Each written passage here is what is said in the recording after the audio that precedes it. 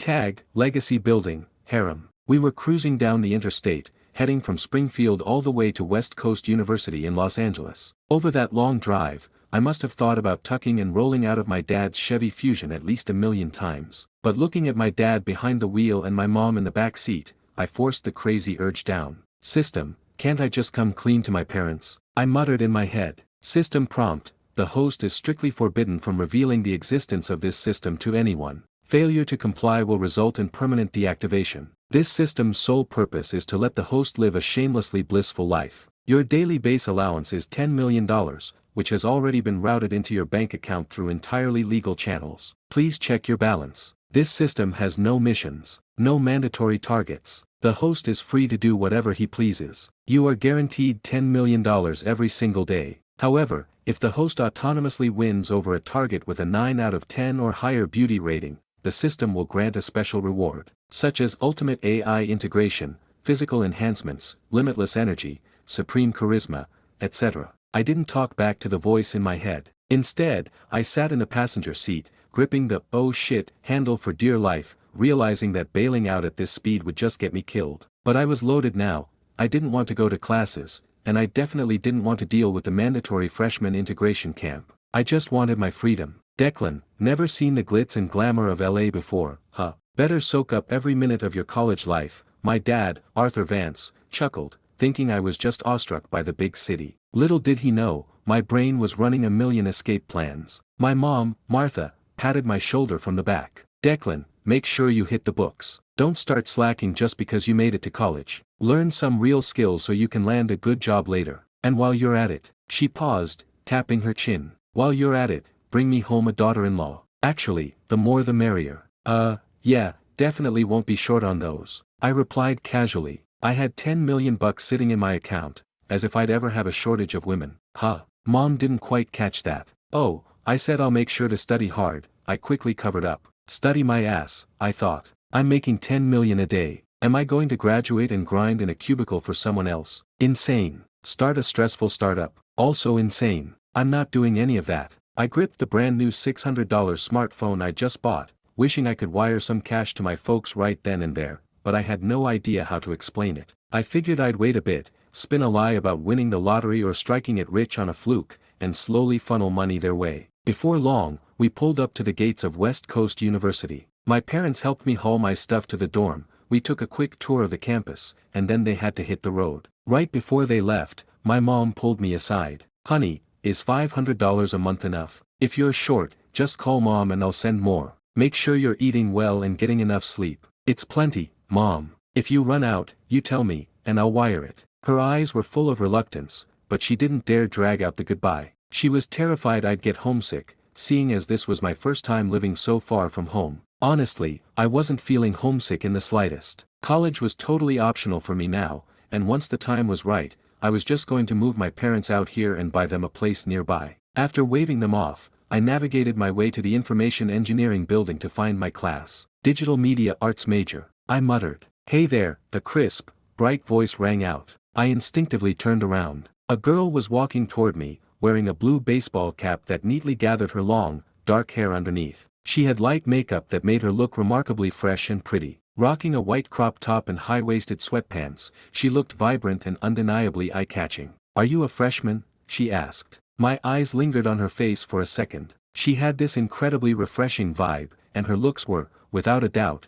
exceptionally rare. Yeah. Hey, I replied coolly. When she smiled, her eyes curved into little crescents, practically radiating approachability. Hey, I'm a sophomore here. My name's Chloe Sinclair. What's your major? Digital media arts, I told her truthfully. Oh wow, we're in the same major. A flash of genuine surprise lit up Chloe's face. I'm volunteering for orientation today. Having trouble finding your classroom? Come on, I'll show you. Sure, I said, my heart completely unfazed. My brain was still busy calculating the quickest way to drop out of school entirely. Having a gorgeous girl show up in front of me honestly paled in comparison to the shock of having $10 million dropped into my bank account. Chloe led the way upstairs. All the freshmen are on the second floor, and our building actually has a massive perk. What perk? I asked. We're super close to the dining hall. Chloe was undeniably bubbly, but I could tell she wasn't hitting on me. It was just her personality. She was like this with everybody. Heh, not funny, huh?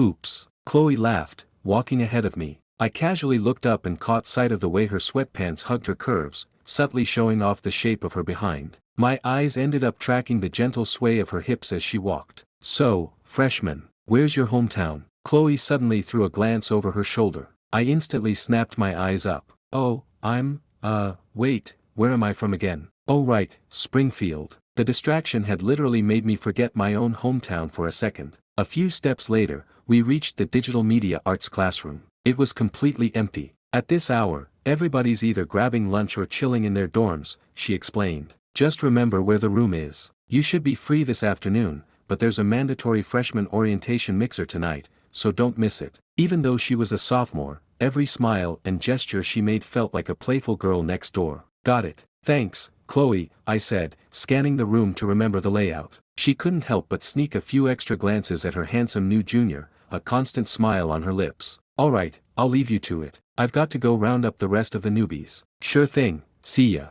With that, we split up. I wasn't about to just sit around either. It was lunchtime, but I had zero intention of eating on campus. I'd worked like a dog for 3 years in high school. Now that I finally had my freedom and a mountain of cash, it was time to live a little. I flagged down a cab outside the campus gates. Where to, kid? The driver asked. The BMW dealership. Huh. Oh, alright. The driver clearly hadn't expected that answer. It's not every day a college kid asks to go to a luxury car lot. As he pulled into traffic, he started making small talk. What's the plan? Meeting someone there? Buying a car? The driver's mouth twitched. He clearly had no idea how to respond to that. A college student, going to buy a car. It wasn't exactly earth-shattering, but it was definitely rare. Especially since we were heading to a BMW lot. Sitting in the passenger seat, I unlocked my phone and checked my banking app. $10,500,000. That was my $10 million daily allowance plus the $500 my parents gave me for living expenses. Honestly, my family did alright for themselves. We weren't rolling in dough, but we definitely weren't struggling either. Both Arthur and Martha worked steady union jobs. It was exhausting work, but it paid the bills reliably. Here we are, buddy. Closest BMW dealership in the area. So, what model are you looking for? The cab had already rolled to a stop at the entrance. I scanned the QR code on the dash to pay,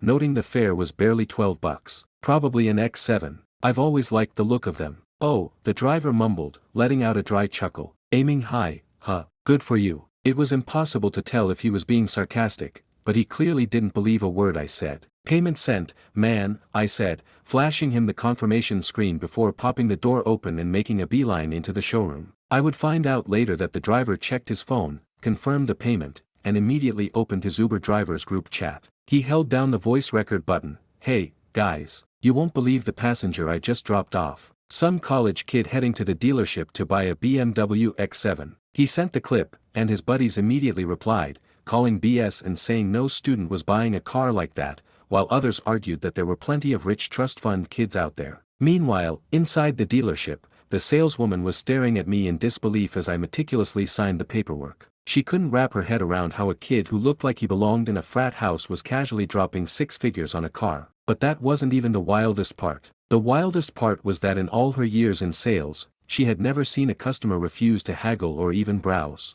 My first sentence walking in was, I want a matte black X7. My second sentence was, I'm paying cash in full. And my third was, I've got a meeting to get to tonight, so please skip the sales pitch. Hearing the word meeting, she almost thought she'd misjudged me and that I was actually a baby-faced CEO. But when she politely asked what kind of meeting, I straight up told her, my freshman orientation mixer. She was speechless. A few minutes later, she watched me carefully print my signature. Sir, you really don't have to write it out so slowly, she said, her scalp practically tingling. My handwriting was nice, but I was treating it like a calligraphy exam. I felt a little embarrassed. Sorry, just graduated high school. My teachers drilled it into me to always write legibly. The moment the card swiped and the payment cleared, her eyes practically sparkled. Easiest commission of her life. I happily took possession of the keys to my brand new, matte black BMW X7. Pulling out of the lot, my stomach rumbled. I didn't drive far before pulling up to a roadside hot dog stand.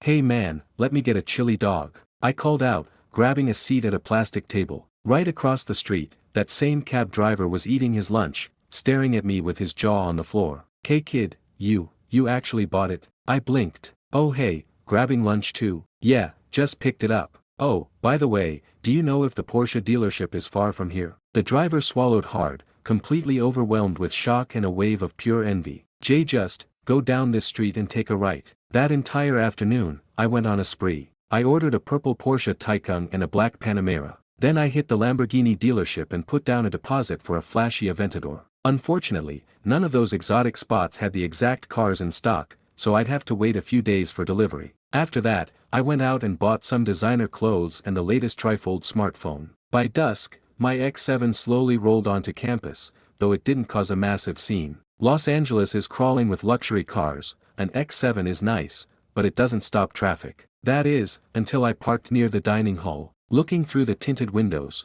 I spotted Chloe, the senior from earlier, playing badminton with some friends in an open plaza. I hopped out, still wearing my regular street clothes from the morning. "Hey, Chloe," I called out. I wasn't trying to flex the car, I was genuinely just hungry and came to get food. Huh. Chloe spun around at the sound of her name, just in time to see me step out of the driver's seat. Luxury SUV, handsome guy, the freshman. The three concepts crashed together in her brain. Chloe, one of her friends screamed, but Chloe was already distracted. The badminton birdie sailed through the air and smacked her perfectly on the forehead. Ouch. Chloe jumped, a sudden, inexplicable blush creeping up her cheeks. "Hey, you're Declan Vance, right?" "Yep, I'm gonna go grab some food," I said, giving her a quick wave and a faint smile. Chloe's eyes kept darting back and forth between me and the massive SUV, a strange new feeling bubbling up inside her. "Chloe, who's the guy?" Her friends instantly swarmed her. "Who doesn't want the scoop on a rich, good-looking guy?" "Oh, just a new freshman I met today, Declan," she replied. "A BMW X7, kid must come from serious money." "No kidding. Bringing a car like that to campus is super rare. Premium bachelor material right there." "Hey, what kind of girls do you think he's into?" "These fresh out of high school guys are always desperate for a girlfriend. Think we should shoot our shot?" The girls chattered relentlessly. Chloe stayed quiet. It wasn't like she lacked suitors on campus. With her god-tier looks, her standards were naturally high. Plus, she was smart enough to tell the difference between guys acting rich and guys who were actually rich. The truth was, dating was complicated for her. She wanted a boyfriend, but an invisible protective barrier had formed around her. Any guy who had ever tried to pursue her basically claimed her as their territory. If a new guy dared to show interest, that little clique would immediately gang up on him, warning him off in secret. Because those guys knew they couldn't have her, they hung around as friends, harassing her constantly and marking their territory to outsiders. And of course, all of those guys had a little bit of money. They stayed out of each other's way and mutually lived in their own delusions. Chloe, right on cue,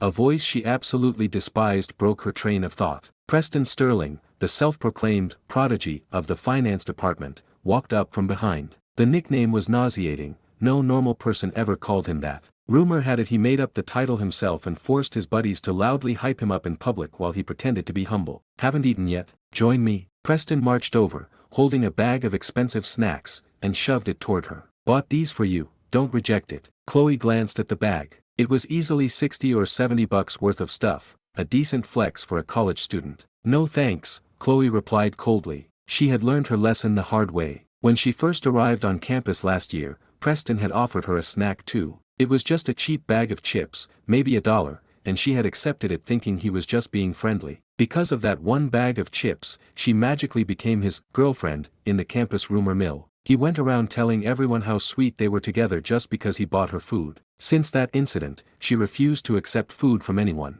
And Preston had the audacity to spin that too, telling people, "See, Chloe only accepts food from me," even though it was literally just that one time. Looking at Chloe's frosty expression, Preston started losing his cool. It had been a whole year, and she still treated him like this. If Chloe didn't have such a great temper, she would have cussed him out to his face by now. She had explicitly rejected him in private numerous times, but her god-tier beauty made him feel she was worth the effort. Though, that didn't stop Preston from dating other girls in the meantime. He cycled through girlfriends constantly, but in his eyes, none of them held a candle to Chloe. "Chloe, don't be like this. I broke up with Brittany, please don't be mad at me," Preston pleaded. "What the F?" Chloe caught herself before swearing. "Whether you're dating Brittany or not has absolutely nothing to do with me. I'm not mad at you, we aren't even friends. I don't want to know you, okay?" She kept her voice down, trying not to make a scene. But as the undisputed campus queen, any drama involving her immediately drew stares from passing students. My parked X7 was completely ignored by the crowd, who probably assumed it belonged to some visiting parent. But I cared. I didn't care about the campus queen, but I definitely cared about my car. At that moment, I jogged over. Hey, Chloe. I glanced at the furious-looking Preston, then back to Chloe. Sorry to interrupt. Chloe immediately broke into a sweet, genuine smile. What's up? She didn't even realize she rarely ever smiled like that at a guy she had just met. You need a meal plan card to eat at the dining hall, right? I don't think I set mine up yet. I had been so busy buying cars that I forgot to get my student ID. The few dining hall registers that took Apple Pay only served food I hated. Oh, the ID office, they're probably closed by now. You'll have to go tomorrow morning. Chloe pulled out her own card. Come on, my treat. Really? I acted a bit sheepish. I feel bad. Maybe I should go find my classmates. Wait, I literally don't know anyone yet. I had peeked into my dorm and my empty classroom earlier, but since everyone else spent the afternoon socializing, I spent it buying luxury cars. Don't worry about it, handsome, we'll treat you, one of Chloe's friends shouted loudly, making sure Preston heard every word. Preston maintained a stiff, fake smile. No need to trouble yourselves, I can treat the freshmen. Hey man, I finally looked at Preston, finding his plastic smile incredibly annoying. I shot back, if Chloe is offering to treat me, I don't want to bother you. I'd rather have her treat me anyway, since we're tight. Preston's smile instantly froze, looking like someone had thrown a bucket of ice water in his face. He completely forgot how to lower his mouth. Tight, he thought angrily. This kid just got here. How the hell are they tight? Chloe wasn't the kind of girl who was easy to pick up. She was friendly to strangers, but always kept a perfectly calculated distance. It was easy for guys to misinterpret her outgoing nature as romantic interest. Chloe didn't overthink my words, though. She just found my bluntness weirdly endearing. She waved her ID card at me. Let's go, if you keep stalling all the good food is gonna be gone. Right behind you. I waved cheerfully at Preston. See ya around, man. I sounded exactly like I was dismissing a tollbooth operator. Preston clenched his bag of expensive snacks, glaring daggers at me. But he only felt a sliver of real resentment. He'd seen plenty of guys try to shoot their shot with Chloe. They'd all fail eventually. Once inside the dining hall, Chloe instantly regretted offering to pay. Because I ordered the most expensive items on the menu. Every single one of them. I racked up a bill of $40 and covered an entire table with food. Do all rich kids eat like this? Declan, can you even finish all that? One of the girls asked. I gestured for everyone to sit down. I'm treating you guys. I'll transfer the cash to Chloe in a second, this meal is on me. Everyone paused. Chloe softly protested, no, you don't. She wanted to refuse, but $40 was a decent chunk of change when her monthly allowance was only $500. She needed to save up for clothes and going out. Alright, fine. Chloe silently unlocked her phone, looking slightly awkward. I'll add you, I said, pulling out my brand new trifold smartphone and opening my social app. Damn, the new trifold. Your family must be loaded, one of the older girls teased. I brushed it off, already biting into a massive burger while gripping a fork with my other hand. It's alright. I added Chloe and immediately zapped her $50. You sent too much. It's fine, keep it, consider it a thank you. I didn't even look up at her, just kept burying my face in my food. It had been a long day of traveling, car shopping, and blowing cash on clothes and tech. I was starving. Man, this is so good. I mumbled through a mouthful of food, waving vaguely at the group. Dig in, guys, don't be shy. One of the senior girls frowned, exchanged a look with Chloe, and shook her head. She had been fully prepared to tease me about crushing on Chloe, but my behavior was completely unromantic. I clearly wasn't faking my hunger, nor was I faking not having a meal card. Normally, a guy trying to woo Chloe over dinner would say something charming, chew slowly, and act like a total gentleman. I, on the other hand, had just inhaled a burger and was aggressively shoveling fries into my mouth. I didn't even have time to talk, except to occasionally grunt, damn, that hits the spot. After finally eating my fill, everyone sat back to digest. I wiped my mouth and looked at her. Hey, Chloe. The other senior girl elbowed Chloe. Here it comes. The pickup line. She mouthed. Chloe felt a sudden spike of nerves, terrified I was going to bluntly ask her to be my girlfriend. She couldn't handle that kind of directness, even though she already had a pretty favorable impression of me. Yeah. Is there any way I can get out of the freshman boot camp? Chloe thought her ears were broken. Ha. The girl next to her burst out laughing. Chloe blinked, processing the question. Wait, you seriously want to skip boot camp? Yeah, It's way too exhausting. I can't handle suffering. I was too busy stressing over how I was going to spend my massive daily allowance. Being stuck at a wilderness camp for 7 to 14 days. No way I could survive that. Looking at my deadpan expression, Chloe felt her heart absolutely melt. When is a guy most attractive? When he's being completely earnest and entirely unpretentious. I was staring at her with total sincerity, waiting for an answer. Unless you have some serious medical condition, you can't get an exemption slip. And you'd have to get it approved by the advisor, Chloe explained, her eyes unable to stop studying my face. I frowned, staying dead silent. Seeing my reaction, Chloe was shocked. You really don't want to go that badly? Obviously. I thought you were just joking. Stop stressing over it. And make sure you get to the mixer tonight. As your senior and a member of the student council, I'm the one hosting it. Don't be late. Chloe sounded playful, secretly wondering why talking to me felt so incredibly effortless. Boom! Suddenly, a massive clap of thunder shook the dining hall, followed by a blinding flash of lightning. Everyone jumped. It had been sunny all day, no one expected a freak storm to roll in out of nowhere. Holy shit! I sprang out of my chair, my eyes wide. The heavens are smiling upon me. Chloe was startled by my outburst. Why are you freaking out? I already had my phone out, swiping furiously, muttering under my breath. Let me check, let me see. My voice grew more and more excited until I outright laughed. Ha ha ha ha. The next 10 days, thunderstorms, severe localized flooding. God wants boot camp dead, not me. Are you crazy? One of the seniors muttered. Why are you cheering for a storm? I put my phone away and put on a profoundly mysterious look. Seniors, you may not realize this, but West Coast U has a glorious tradition of canceling outdoor boot camps when it rains. Wait, what? Chloe paused. Is that true? Absolutely true. I lied smoothly with a totally straight face. I googled it. Last year, it rained for 3 days during orientation, and they canceled all physical activities for 3 days. Chloe nodded slowly. Oh yeah, I actually forgot about that. Plus, I lowered my voice conspiratorially, haven't you noticed? The drainage system on the athletic fields is garbage. One heavy rain and the whole place turns into a swimming pool. The girls looked at each other. I guess that's true, one of them agreed hesitantly. Therefore, I slammed my hand on the table, making the silverware rattle. If this storm lasts 10 days,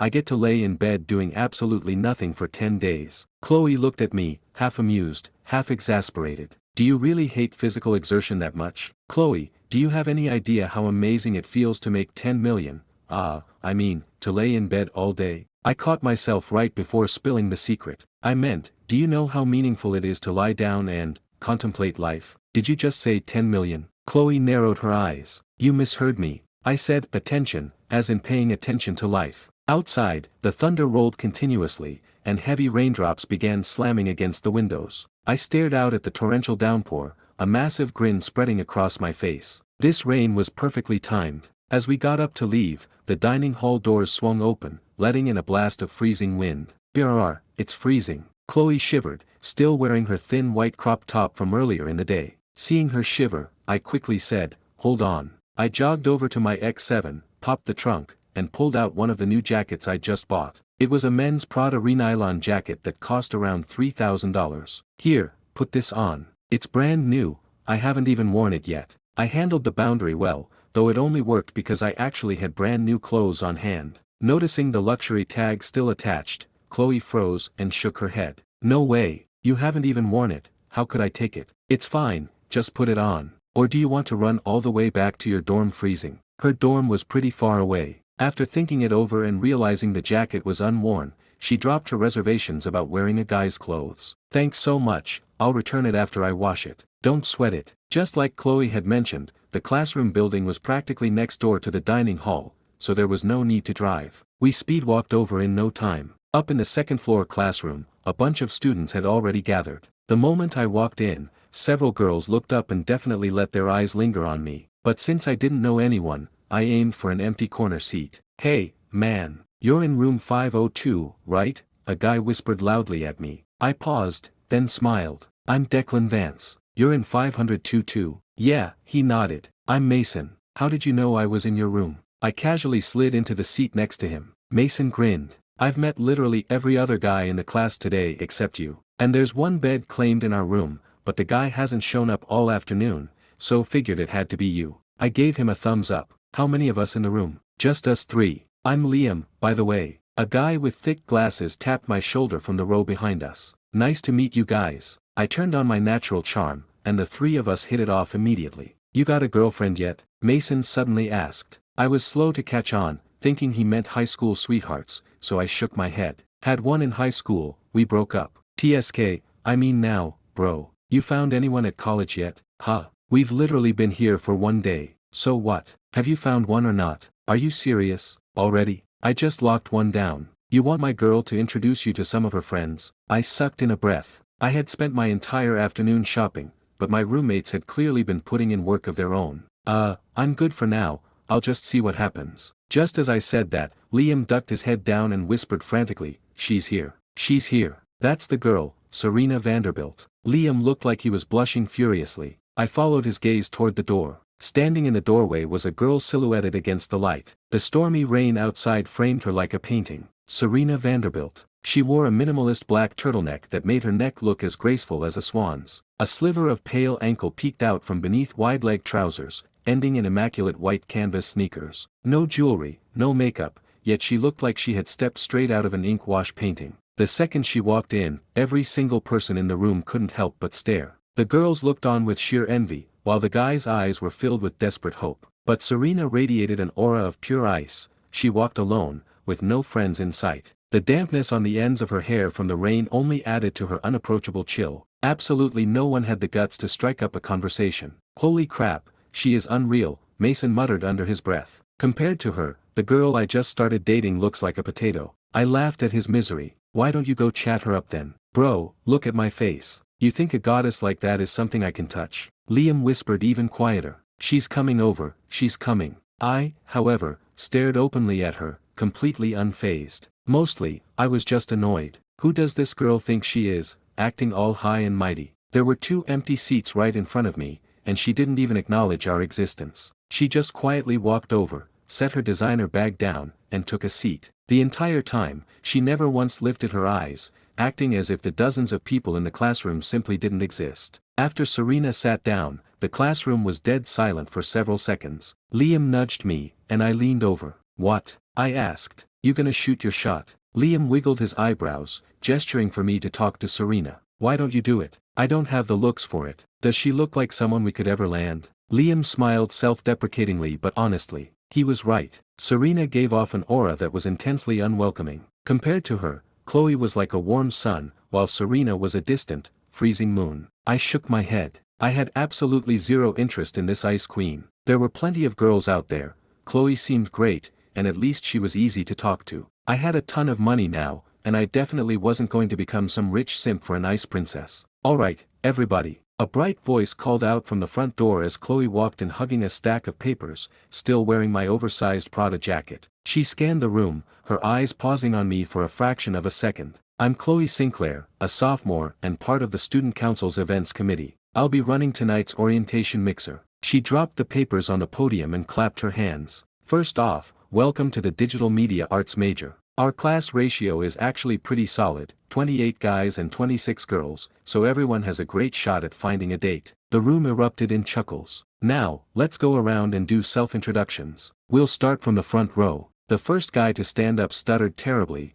clearly incredibly nervous. I completely tuned him out. I was busy on my phone googling most expensive restaurants in LA, figuring that if it kept raining tomorrow, I'd go treat myself to a luxury meal. You're up. Mason poked me hard in the ribs. I looked up to find the entire class staring at me. Even Serena had turned around in the seat ahead of me, her cold eyes studying my face. Of course, it wasn't just my face everyone was staring at, they were also eyeing my brand new trifold smartphone. I'm Declan Vance. I'm from Springfield. Any hobbies? Chloe smiled warmly at me. I thought about it, but honestly, I didn't have any massive passions. I like playing sports, I said casually. The truth was, I didn't like sports at all, I just did it to kill time. It was the most generic answer possible. After I sat down, the intros continued. A guy in a flashy streetwear hoodie stood up, intentionally flashing a very expensive-looking watch on his wrist. I'm Carter, local guy. Family runs a little business. I usually spend my time golfing.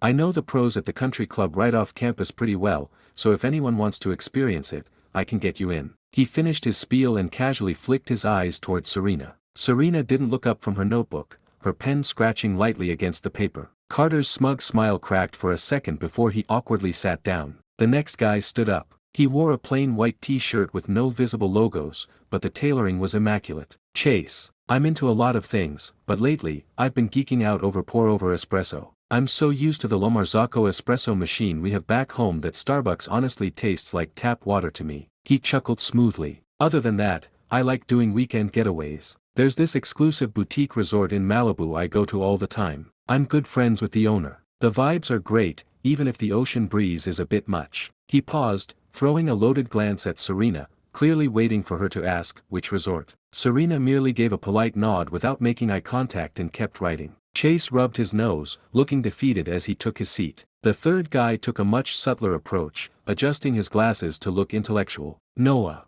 I'm a big reader. Recently I've been rereading 100 Years of Solitude. Marquez's magical realism just hits differently when you read it in the original text. He paused for dramatic effect. I took Spanish immersion classes in high school, so my fluency is decent, though I'm a bit rusty. He looked around the room, practically begging for applause. The room was quiet until someone whispered, "Wait, so you're reading the original Spanish version?" "Ah, yeah." Noah pushed his glasses up again. "I have a vintage sheepskin-bound edition in my family's library back home. It's quite heavy, so I couldn't bring it to the dorms." After dropping that bomb, he finally looked at Serena, his eyes gleaming with a "you understand true culture" expectation. Serena didn't even twitch this time. She just turned a page in her notebook, the paper rustling softly. I was sitting in the back, internally dying of laughter. These dudes were operating on some next-level flexing. The golf guy didn't talk about clubs, he talked about his elite access. The coffee guy didn't drop prices, he casually name-dropped a $5,000 espresso machine. The book guy didn't brag about his wealth,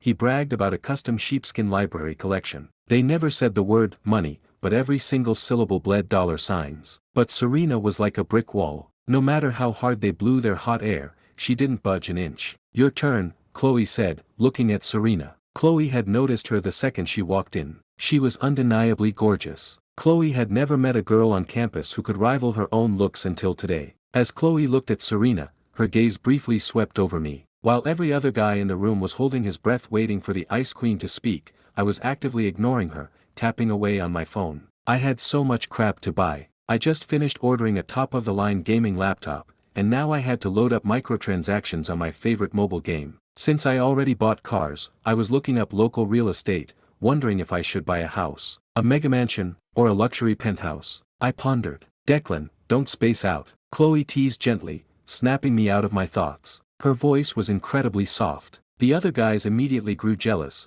Chloe was amazing, but sadly she was a senior, and who knew if she had a boyfriend yet. They had all realized Chloe and Serena were tied for first place in looks, but no one dared make a move on the upperclassmen just yet. "Oh, my bad." I quickly stuffed my phone in my pocket. I looked up just as Serena turned to face me. "Sorry about that," I said flatly. "It's fine," Serena replied, her tone equally flat. It was the first time she had spoken in the classroom. She stood up with complete poise. "I'm Serena Vanderbilt. Local. I live in Beverly Hills." The words, Beverly Hills, sucked the oxygen right out of the room. Everyone knew exactly what that meant. A mansion, someone dared to whisper. Serena offered a microscopic smile, barely there, but it served as a confirmation. The reality crushed the hopes of every guy in the room. She was Beverly Hills royalty, even a teardown property over there cost upwards of $15 million.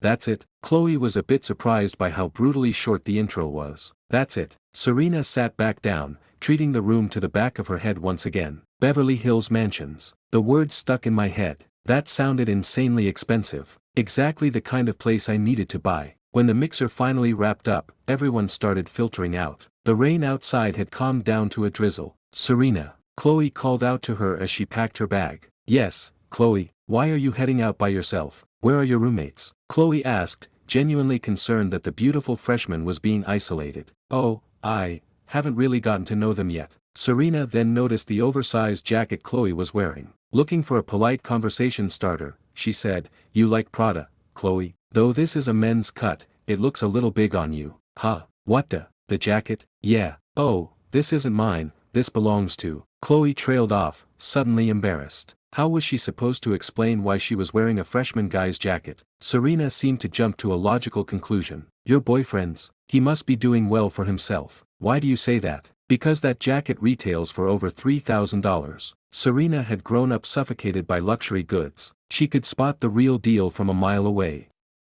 Hearing that, Chloe froze, her hand hovering over the fabric in disbelief. Did you just say 3,000? Yeah, over 3,000, Serena replied calmly. 3,000. Chloe's voice shot up an octave. This basic jacket is $3,000. She looked down at the dull nylon fabric, inspecting it left and right, completely unable to see how it was worth that much money. It didn't even have a massive logo on it. If Serena hadn't said anything, she would have assumed it was some discount athletic wear. At that moment, I walked out of the classroom, staring intently at the sky outside. Chloe threw her embarrassment out the window. Earlier she had just been worried about getting it a little dirty with the rain, but now she realized she couldn't afford to replace it if it got ruined. Declan, is this jacket really worth over $3,000? Her shout grabbed the attention of everyone around us. Students stopped in their tracks, turning to stare. A $3,000 jacket was definitely going to turn some heads. I snapped back to reality and looked at her. I don't know. I bought a whole bunch of stuff at once.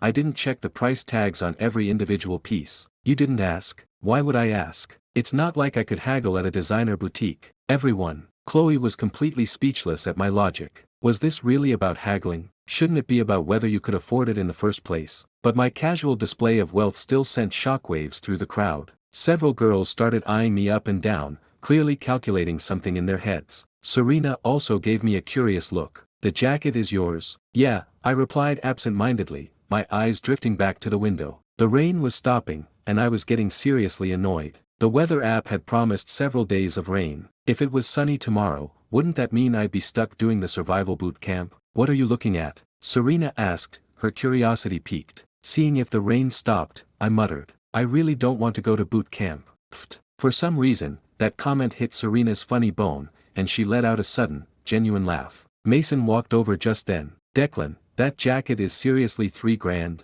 Yeah, damn. I had no idea you were loaded. Loaded or not, I can't exactly show up to college naked, right? Pfft. Ha ha ha. Serena completely lost it. My deadpan complaining was just too much for her. I frowned at the girl whose personality had just done a 180. Did I hit a nerve or something? You. Serena tried to hold back her laughter. She didn't know why her sense of humor was so different from everyone else's, but the more I talked, the more she wanted to crack up. You, haha, just stop talking. She held her stomach, her icy persona completely shattered, her shoulders shaking with giggles. I looked at her, totally baffled, then turned to Chloe. Is her laughing threshold always this low? How should I know? Chloe was still stressing over the jacket. It got a couple of rain spots on it. I'll wash it and give it back to you. Don't worry about it, you can keep wearing it. I have more than enough clothes anyway. I waved it off, my gaze drifting back outside. Man, why is the rain slowing down? Just then, footsteps echoed down the hallway. Chloe, a guy in a plaid shirt hurried over, gripping two umbrellas, a painfully eager smile plastered on his face. I noticed the rain was stopping, but it's still wet out, so I came to walk you back. Chloe's brow instantly furrowed. She knew this guy. His name was Logan, a sophomore in computer science. Last week he had accidentally bumped into her at the library 3 times, and this week he just happened to sit at the table right next to hers in the dining hall. No thanks, I can get back on my own. She subtly shifted a half step closer to me. Logan acted like he didn't notice her rejection. His eyes landed on the Prada jacket, he paused for a second, and then smirked. That jacket, it's a pretty good knockoff. The A-grade fakes are getting really convincing these days. The air suddenly went dead silent. I finally pulled my attention away from the window and gave Logan a slow once-over. You've got some sharp eyes there, buddy. You can authenticate clothes from 10 feet away. Of course. My cousin is a personal shopper, so I see this stuff all the time. Logan puffed out his chest. The cut, the stitching, it looks close, but the authentic ones have a specific lining that. Logan. Chloe cut him off sharply. Are you done? Logan looked embarrassed but pushed on. I'm just saying, if that jacket was real, it'd be over $3,000. No student here can afford to wear that. I can afford it, I said, picking at my ear. Anything else? If not, move. You're blocking my view of the rain. Logan's face changed colors. He opened his mouth to argue, but a voice from behind interrupted him. Declan, you left your keys on the desk. Liam jogged out of the classroom, waving a BMW key fob. These yours? I patted my pockets. Sure enough, my keys were missing. I quickly took them, muttering, my mom always yells at me for losing my stuff. Guess she was right. Thanks, man. Then I turned to Chloe. Hey, I can just drive you back. Didn't you say the girls' dorm is a hike from here? Chloe remembered the massive BMW X7 and felt her heart skip a beat. We were only 1 year apart, so why were there so many insanely rich freshmen this year? You really don't have to, it's fine. It's no big deal, it's just a quick drive. I honestly didn't care. The difference between me and guys like Logan or Preston was that I was genuinely straightforward. Those guys always walked around with this arrogant, superior attitude, thinking they were God's gift to women while pretending to be perfect gentlemen. But I was just doing whatever I wanted. And honestly, right now, I wasn't even making a move on Chloe. Logan stood off to the side, staring at the car keys. He knew it was a BMW, but he didn't know the model. What do you drive, bro? X7. Oh, a 3.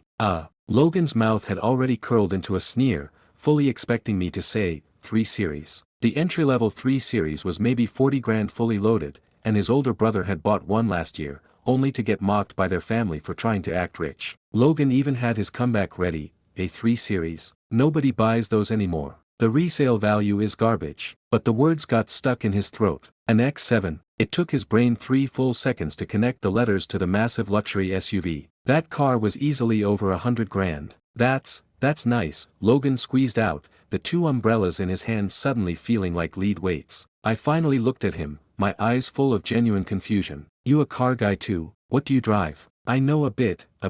Logan took a half step back. I've gotta run. See ya. You're not taking your umbrellas. I pointed at the 2 brand new umbrellas he was clutching. You can have them. As Logan scurried out of the building, he saw the matte black X7 parked near the dining hall. His mouth twitched uncontrollably as he thought, damn it, someone who can actually handle Chloe has arrived. We walked out of the academic building. Liam, Mason, come on. Let's all head back together, we can fit 5, I called out to my roommates. The 2 of them didn't hesitate and followed right behind me. Naturally, the front passenger seat was left for Chloe. The other 3 clearly read into the situation, especially since she was still wearing my jacket. You take the front, Chloe, Liam said, even holding the door open for her. Chloe opened her mouth, knowing they were completely misunderstanding things. I should explain, she thought. I really should tell them we're just friends. No, just classmates, just a senior and a freshman. But what actually came out of her mouth was, okay,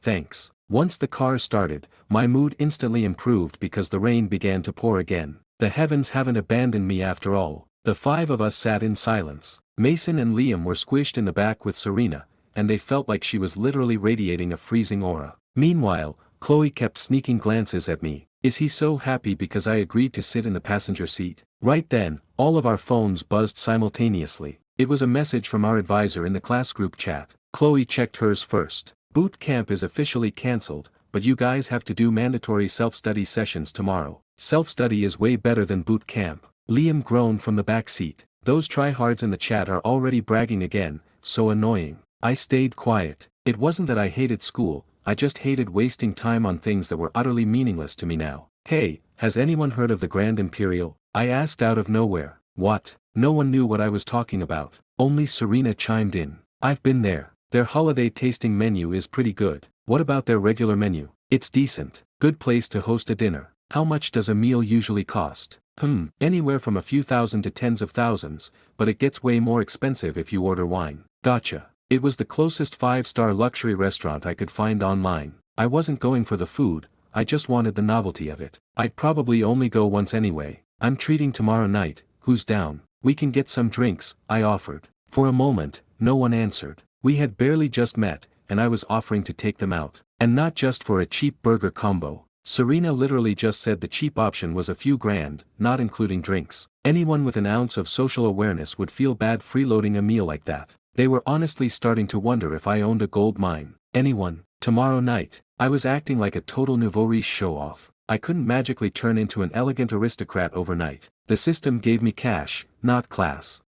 Look, Declan, you really don't have to spend that much on us, Mason finally said. It wasn't that he didn't want to go, he was just overwhelmed. A $3,000 jacket was scary enough. What? Nobody wants to go. Fine, I'll just go by myself. I had made up my mind to hit up all the luxury spots. In a few days, I'd try out a luxury hotel penthouse. Then maybe hit a theme park VIP tour. After a week, I'd just lie to my parents, tell them I made big money trading crypto, send them a massive check, and keep living the dream. As for getting a girlfriend, I glanced at Chloe, then checked the rearview mirror to look at the silent Serena. The former was an option, I'd just see where things went. Honestly, when you have unlimited money, you either drop the emotional baggage and just play the field, or you date seriously but always secretly wonder if they're just after your wallet. So I decided to just go with my gut. I wouldn't go out of my way to flex, but I wouldn't hide it either. If the vibe was right, I wouldn't overthink it. Chloe sat there, internally conflicted. She really wanted to go,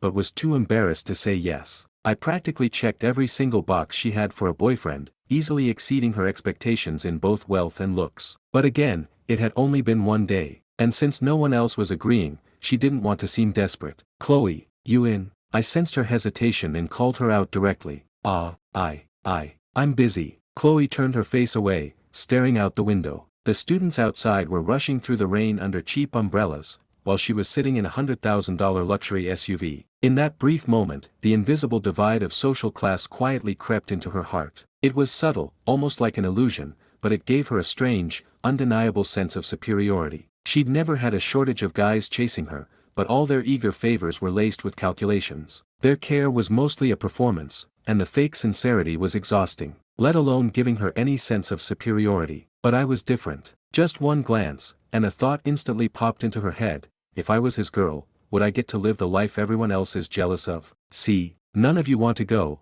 and Chloe's out too. I just said whatever popped into my head. I could read the room, so I blatantly called out what she was thinking. But my bluntness actually eased the tension in the car. Liam grabbed the headrest of my seat and leaned forward. Well, if you put it that way, how about I go? I'm going. So are you guys in or out? Hell yeah, I'm in. Alright, that's one. Mason quickly jumped on the bandwagon. Count me in too. Chloe tried to maintain her elegant image, but her mouth worked faster than her brain. Should we split the bill? Then I'm out. Who can afford to split a bill with him? Mason deadpanned. Right. Chloe realized how dumb that sounded and quickly tried to recover. I mean, I'll buy us boba tea. Her voice got quieter and quieter, lacking any confidence. I thought she was pretty cool for that. At least she didn't want to just take advantage, even though she could never afford to return a favor this massive. Alright, forget the tea. Since we're all going, meet up tomorrow after class. I finalized the plan. Once I said that, the vibe in the car shifted again. Serena leaned against the door, her brow slightly furrowed. I had completely left her out, but it made sense to ignore her. She was literally just catching a ride to escape the rain. Still, the awkwardness was palpable. Declan, what about Serena? Oh right, one more. Serena, you coming? I used her full name. My voice wasn't gentle at all, just totally blunt. It sounded like a basic roll call question. I already knew this ice queen wasn't my type. Plus, she came from a rich family, so she wouldn't suck up to me just because I had cash. I figured she'd absolutely say no. After a few seconds of silence, Serena spoke up. Sure, since you're paying. I totally misread her tone and instantly replied, alright, since you're not going, it'll just be the four of. Liam smacked my arm. She said she's going. Oh, cool. I stole a few extra glances at Serena in the rearview mirror. This girl is throwing curveballs, I thought. She's got plenty of money, why is she tagging along? I absolutely didn't believe she was into me. An heiress from Beverly Hills wouldn't fall for a guy just because he drove an X7. I had at least that much self-awareness. The car pulled up near the girls' dorms. Chloe and Serena got ready to hop out. The entrance was packed with students heading inside, many of them walking in pairs. Guys were holding umbrellas for their girlfriends, clearly dropping them off after class. The moment the doors of my X7 opened, all eyes snapped toward us. Chloe might not have been famous across the entire university yet, but in this specific dorm quad, she was a total celebrity. And naturally, there were plenty of gossips ready to stir the pot. Ooh la la, Chloe, getting a ride home, who's the chauffeur? Who's that cute guy? Never seen him before. What's going on here? Look at her blush. Is that a freshman? You move fast, Chloe. Hey, fresh meat, don't you dare break her heart. Several of Chloe's close friends teased her mercilessly. Chloe frantically waved her hands. No, it's really not what you guys think. One of them shot back, not what we think. Then how come I don't have a handsome guy dropping me off in a BMW? But beneath the jokes, most of the looks were pure envy. Plenty of guys stood off to the side, scanning the X7. They didn't want to be jealous, but they couldn't help it. They'd look at Chloe's flawless face and let out a heavy sigh of defeat. And as for the girls, who wouldn't fantasize about having a rich, handsome boyfriend? Just as the whispers peaked, Serena stepped out of the back seat with her designer bag. Gasp! The crowd collectively inhaled. One stunning girl was crazy enough, but two were gorgeous women just being handed out for free. He wasn't even driving a Ferrari or a Rolls-Royce. An X7 gets you 2 campus queens. Serena ignored everyone completely. She just walked up the steps and murmured to Chloe, "See you tomorrow afternoon." Chloe gave a slight nod. "Yeah, I'm heading out." I waved from the driver's seat and pulled away. "Wait, Declan." Chloe suddenly called out, her use of my first name making things seem even more intimate. "Yeah." I paused before hitting the gas. She gave a small wave. "See you tomorrow." "See ya." The car drove off, but the gossip instantly blew up. A lot of people were going to lose sleep tonight. Preston was sitting in his dorm, staring at a photo posted in a group chat of Chloe stepping out of my BMW. His stomach tied in knots. "What's wrong, Preston? Did the golden boy persona crack? Somebody steal your girl?" his roommate joked. Preston looked miserable and didn't even look up, snapping irritably, "Shut up. This new freshman must have some serious cash." "You mean the kid in the BMW? You heard about it too." "Dude, he pulled up on day one and already bagged Chloe. Everyone knows. The juniors are already talking about it." Preston let out a frustrated sigh and tossed his phone on his desk. He definitely couldn't afford a car like that. He couldn't even ask his parents to buy him a regular car right now. Maybe his family could swing a $30,000 sedan, but a $100,000 luxury SUV? Not a chance in hell. Suddenly, his roommate scoffed. "These freshmen really know how to play the game. Damn, renting a car to pull girls. Fucking genius. Why didn't I think of that? Rent?" Preston's eyes lit up immediately. "You think the car is a rental?" "Obviously, he's a freshman. What kind of family just hands a kid a car like that?"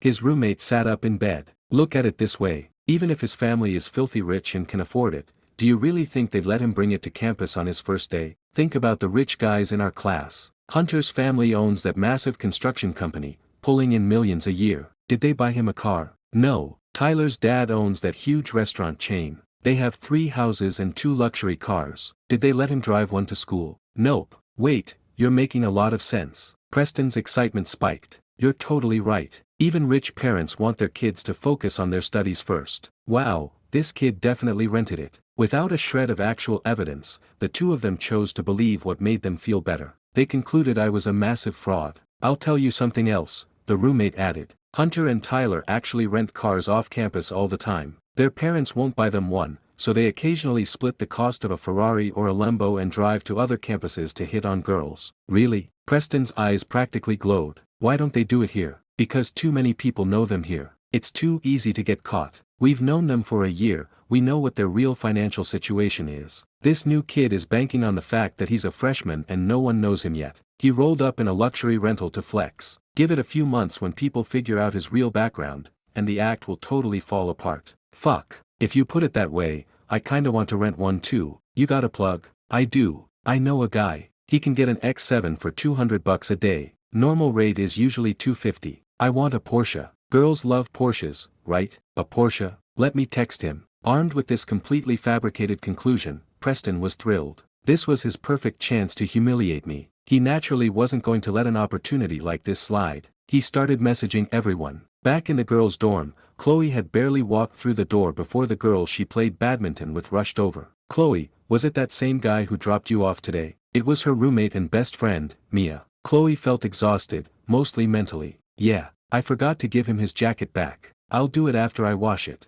She slipped the oversized jacket off, revealing her form-fitting athletic clothes that perfectly highlighted her enviable figure. "Chloe, my hubby was telling me today that those guys in his class, Preston and Logan, looked incredibly pissed off," said Jessica, another roommate, rolling over in her bed with a judging look in her eyes. "Oh, those two are so annoying." Chloe didn't elaborate. She absolutely hated it when college girls called their boyfriends hubby. How desperate could you be? Jessica was different from Chloe and Mia. She was a total social climber. In the past year, she'd cycled through 3 or 4 wealthy boyfriends. She kept them wrapped around her little finger, having them deliver her meals and run her errands daily. Jessica constantly bragged that she hadn't spent a dime of her own money in months because her boyfriends covered everything. Meanwhile, Mia carefully held the $3,000 jacket, running her hands over the fabric. "This really costs $3,000. That's what someone told me," Chloe answered casually. "Be careful not to ruin it, I absolutely can't afford to replace it." "Oh,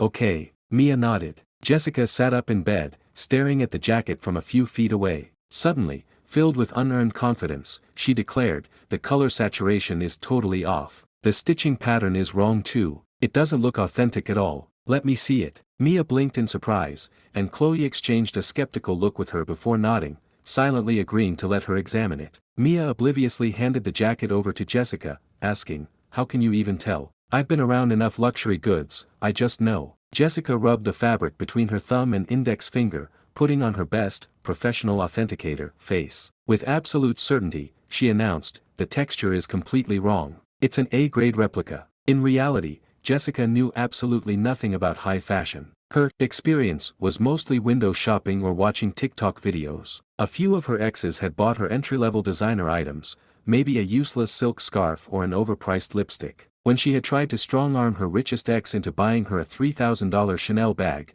he had dumped her on the spot. She couldn't authenticate a paper bag, but she knew how to play the part. Since the other girls in the dorm knew even less than she did, throwing out a few buzzwords was usually enough to convince them. In the past, Chloe might have actually believed her. But today, someone else had authenticated that jacket, Serena. Were there two liars? Highly unlikely. If Serena was wrong, she was just pretending to know. But what would she gain from that? She barely spoke to anyone and had zero friends to impress. Mia blinked rapidly, in total shock. She quickly opened the campus forum app on her phone. Sure enough, multiple group chats were exploding with the drama. Some posts were even demanding that the university take disciplinary action against students renting luxury cars to flaunt fake wealth. "Chloe, shouldn't you warn Declan?" Mia handed her phone over. Chloe looked at the screen, her stomach dropping. How had this escalated so fast? People had practically made PowerPoint presentations about it. There were several competing narratives flying around, complete with an entirely fabricated backstory for me. Campus group chat screenshots. Version 1, the poor student gone bad. According to anonymous sources, Declan Vance is from a dirt-poor county near Springfield. His parents are unemployed and living on welfare. He was a straight-A student in high school who relied on financial aid. But after getting to college, his ego cracked. Desperate to fit in, he took out massive predatory loans to rent a car and buy fake designer clothes, racking up over 20 grand in debt. Version 2, the pro scammer. Warning to all girls. Declan Vance is a professional romance scammer. He has a track record from high school of pretending to be a trust fund kid to seduce girls. Once he hooks them, he makes up excuses to borrow money. He's already drained the bank accounts of 3 victims. Now he's hunting on our campus, so stay alert. Version 3, the sugar baby, most viral version, Massive T. Declan's BMW X7 was bought by his sugar mommy. Unconfirmed sources state he worked at a shady country club over the summer and got picked up by a 40-year-old female CEO. He's basically her toy boy. The car, the clothes, all gifts from her. The money he used to treat people to lunch today was just his weekly allowance. West Coast University Confessions page. Admin, post this anonymously. That freshman with the X7 today. My older brother works at the local BMW dealership, and he checked their sales records. There's no buyer under that name. The car is 100% a rental. Also, my cousin is a professional luxury authenticator, and she said that Prada jacket is fake as hell. Don't let him play you. Comments. I knew it. What freshman drives an X7? Is his dad Elon Musk? I feel so bad for Chloe, getting targeted by a creep on day 1. Already forwarded this to the dean's office. We need to shut this toxic behavior down immediately. Anyone got the rental agency's number? I kinda wanna flex too. Chloe stared at the screen, her brow furrowed tight. This is completely insane. Where there's smoke, there's fire. Jessica acted like an experienced elder. Chloe, you've got to be careful. Sure, some of the details might be exaggerated, but flies don't swarm a clean kitchen. If he was completely innocent, people wouldn't be saying this stuff. He definitely has some skeletons in his closet, even if it's not this extreme. Guys are always lying to inflate their egos. So what should I do? Chloe panicked slightly. The rumors had already reached the university administration. That was serious. Jessica confidently advised, give him his fake jacket back tomorrow and cut all ties. Let it blow over, and eventually, everyone will forget it ever happened. That's probably the mature thing to do, but Chloe still had her doubts. I just didn't seem like that kind of guy. If he was really trying to use a rented car to sleep with her, wouldn't he have been a lot more attentive and desperate? Meanwhile, over in the guys' dorms, Liam and Mason were both pacing nervously, but I couldn't care less. I was sprawled out on my bed, scrolling through TikTok. Here, have a tip. Seeing a pretty streamer dancing on my screen, I didn't hesitate to throw a few digital roses her way. A grand total of 50 cents. I had money, but I wasn't an idiot, and I definitely wasn't going to turn into one of those creepy guys dropping thousands on cam girls. It was obvious that any attractive streamer begging for cash online wasn't exactly innocent. Why do guys throw money at streamers? We all know the real reason. Declan, aren't you worried? You're not even a little pissed off. Liam asked, leaning over my bunk. I didn't take my eyes off the screen. Why would I be mad? They said the university is getting involved. Something about promoting a toxic culture. How the hell is buying a car toxic culture? But hey, tell me, you think they'd expel me? Because that means I wouldn't have to go to classes anymore. The thought made me smile. It wouldn't be my fault if I got kicked out. If the school actually expelled me for buying a car, and even after they inevitably found out it wasn't a rental and begged me to come back, I wouldn't return anyway. The massive world was waiting for me. Thinking about that, I opened a travel app and started planning where I should go on vacation once I got booted. The next morning, Mason shook me awake. Get up, grab some breakfast, we've got mandatory self-study. I checked the time. It was only 6:30 a.m. A new day meant another $10 million had hit my bank account. Outside, it was still raining, and it was actually coming down harder than before. As I got up and brushed my teeth, I saw 2 notifications on my phone. One was a friend request from Serena. The other was a text from Chloe. I'll give your jacket back later, I washed it yesterday and it's still damp. I accepted Serena's request and texted Chloe back, no rush. When we headed out, I decided not to drive. The 3 of us shared umbrellas and walked together, laughing and joking. Liam and Mason didn't believe a word of the internet rumors. Not because they were blind loyalists, but because their eyes worked just fine. Just last night, they had watched me log into a mobile MMORPG and buy 100 of the $100 premium currency bundles. 10 grand in 10 minutes. Declan, why do you even play games like that? Liam asked as we walked. Like what? Those pay-to-win RPGs. Why not play League or Valorant? Because if I play those, I might lose. Nobody wins all the time, that's what makes it a competitive game. Plus they're free to play. I'm stupid rich, why the hell would I want fairness? Liam. As we talked, we happened to pass by the girls' dorms. Serena was standing outside holding an umbrella, wearing a black turtleneck sweater and a warm yellow cardigan. She still looked like an unapproachable ice princess. But today, she was surrounded by a bunch of guys. Seeing the crowd around her, I couldn't help but mutter,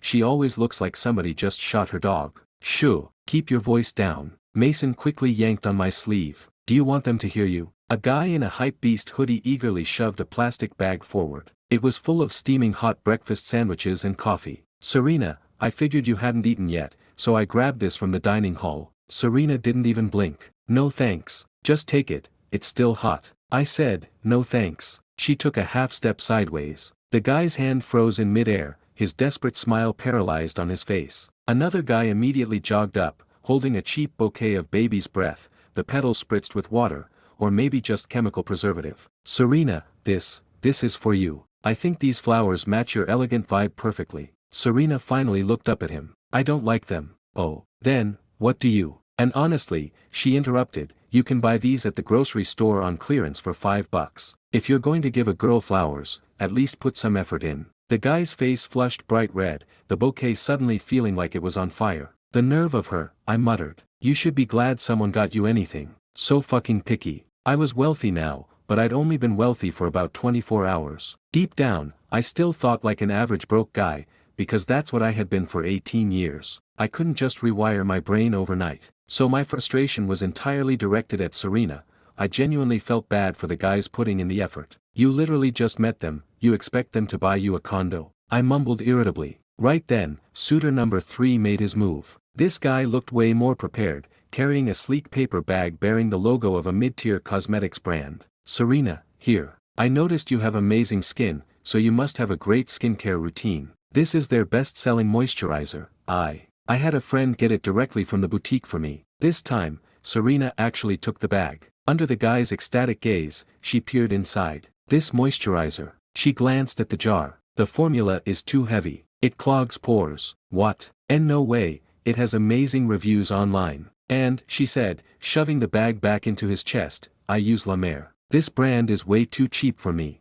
How much is La Mer? About $400 a jar, I can't really remember. If you're going to try and buy my attention, try harder. The moment she dropped that bomb, every guy in the vicinity went totally silent. Was she a gold digger? Not exactly, since everyone knew her family was already wildly wealthy. Was she above materialistic things? Clearly not, which meant if you didn't have serious cash, you didn't stand a chance. Plenty of people knew she was out of their league, but they had assumed she was just an innocent, sheltered princess who didn't care about money and only wanted pure romance. No one expected her to be this brutally realistic. "Hey Declan, think you could bag her?" Mason asked curiously. I scowled. "I literally just said she acts like someone shot her dog, and you want me to hit on her? Screw that." As the three of us started to walk away, Serena spotted me and called out quietly, "Declan." "Huh." I stopped and turned around. "You heading to the dining hall?" Yeah, I." Seeing me stammer, the crowd immediately assumed I was intimidated by her. After a painful pause,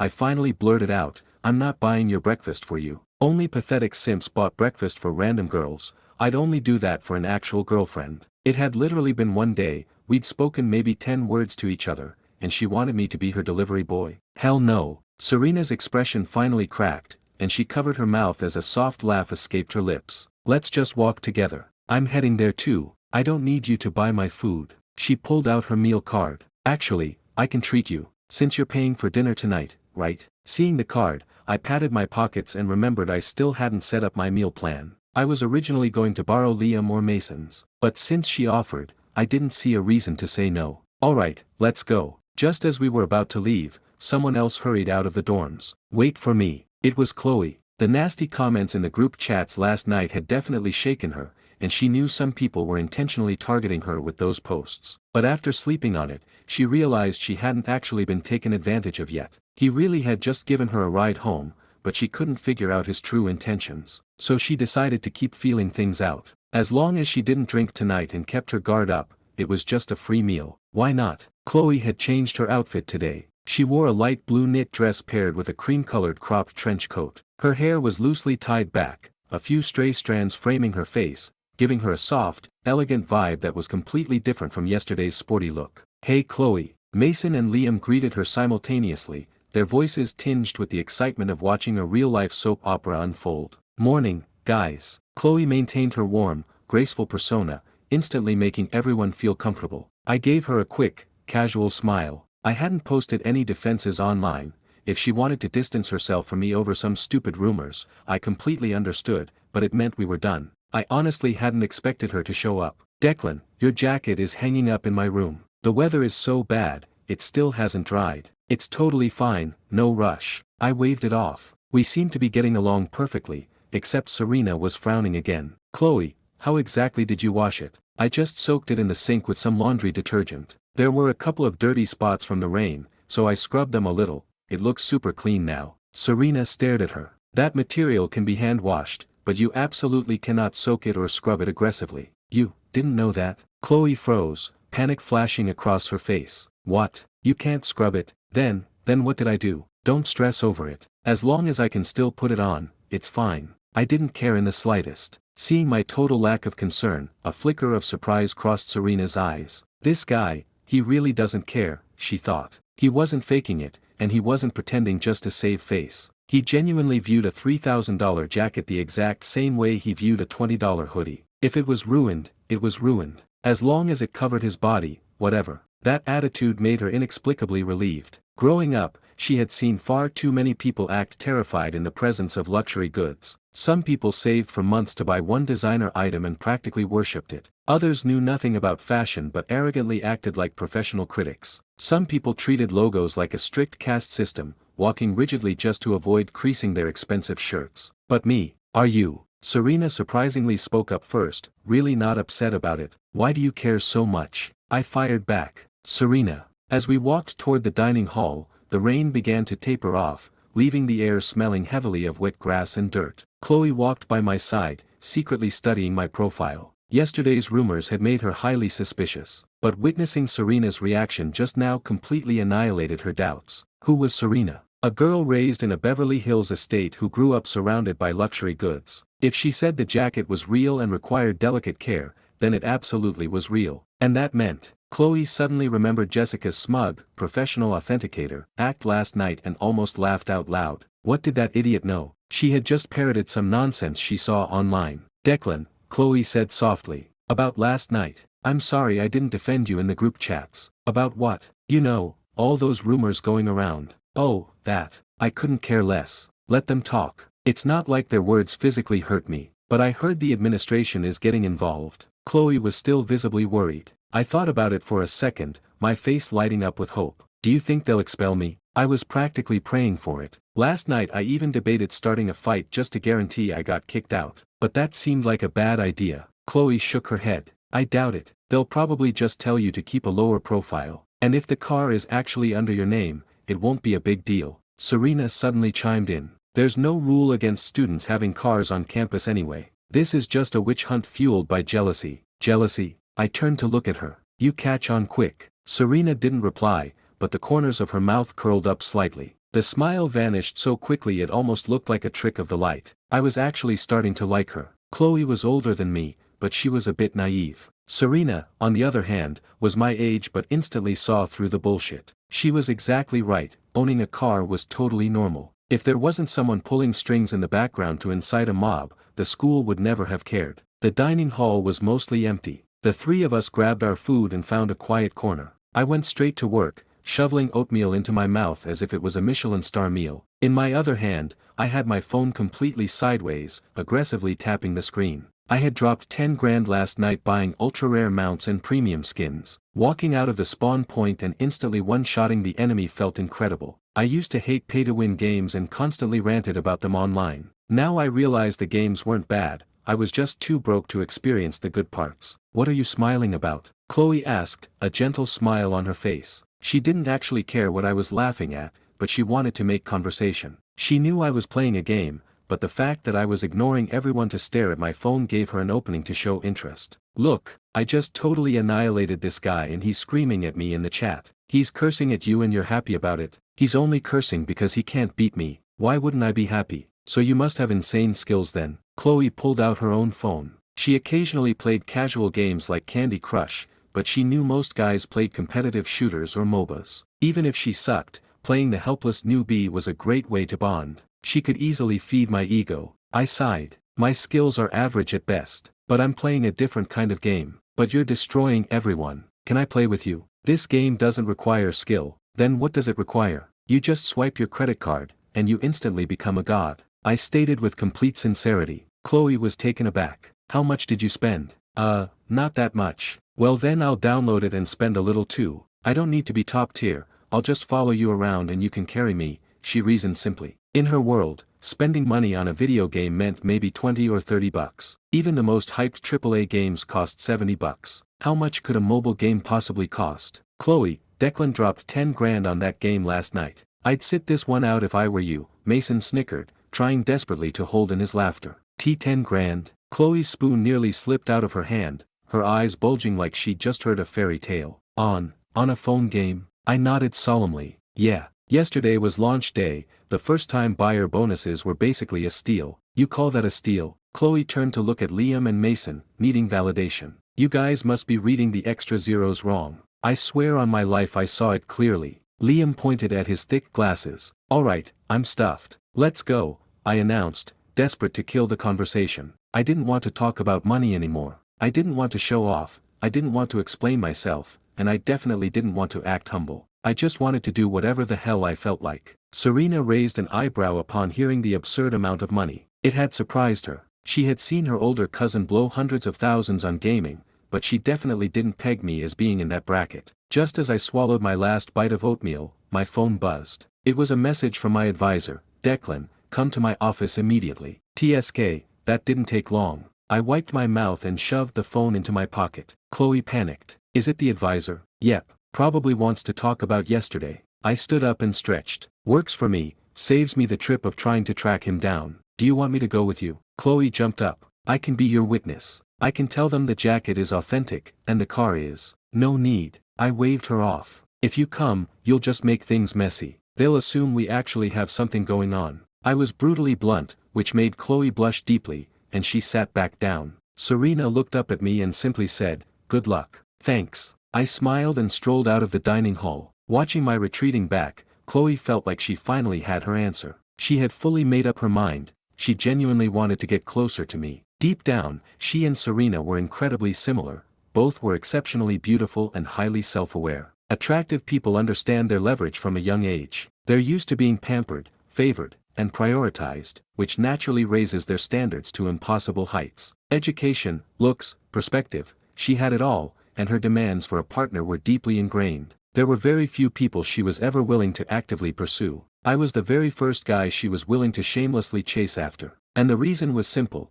she had never met anyone who casually dumped 10 grand on an app, drove a $100,000 car to his first day of class, and treated a $3,000 designer jacket like a dirty rag. This was the difference between her and Serena. Chloe's background was aggressively average. Her idea of a rich person was a classmate whose parents had $1 million in the bank, or an uncle who made $100 grand a year running a small business. The rain was pouring hard again. I held my umbrella, walking slowly toward the administration building, mentally preparing my defense. Should I just immediately admit fault and beg for mercy? Or should I double down and fight the system? Whatever, I'd just improvise. The advisor's office was on the second floor, the door left slightly ajar. I knocked twice, and a stern "come in" echoed from inside. Pushing the door open, I saw 3 people waiting for me. Mr. Harrison, the advisor, was in his early 30s, wearing wire-rimmed glasses and a deeply serious expression. Flanking him were 2 student council members, 1 guy and 1 girl, both holding clipboards like they were preparing to record a police interrogation. Declan Vance, correct? Sit down.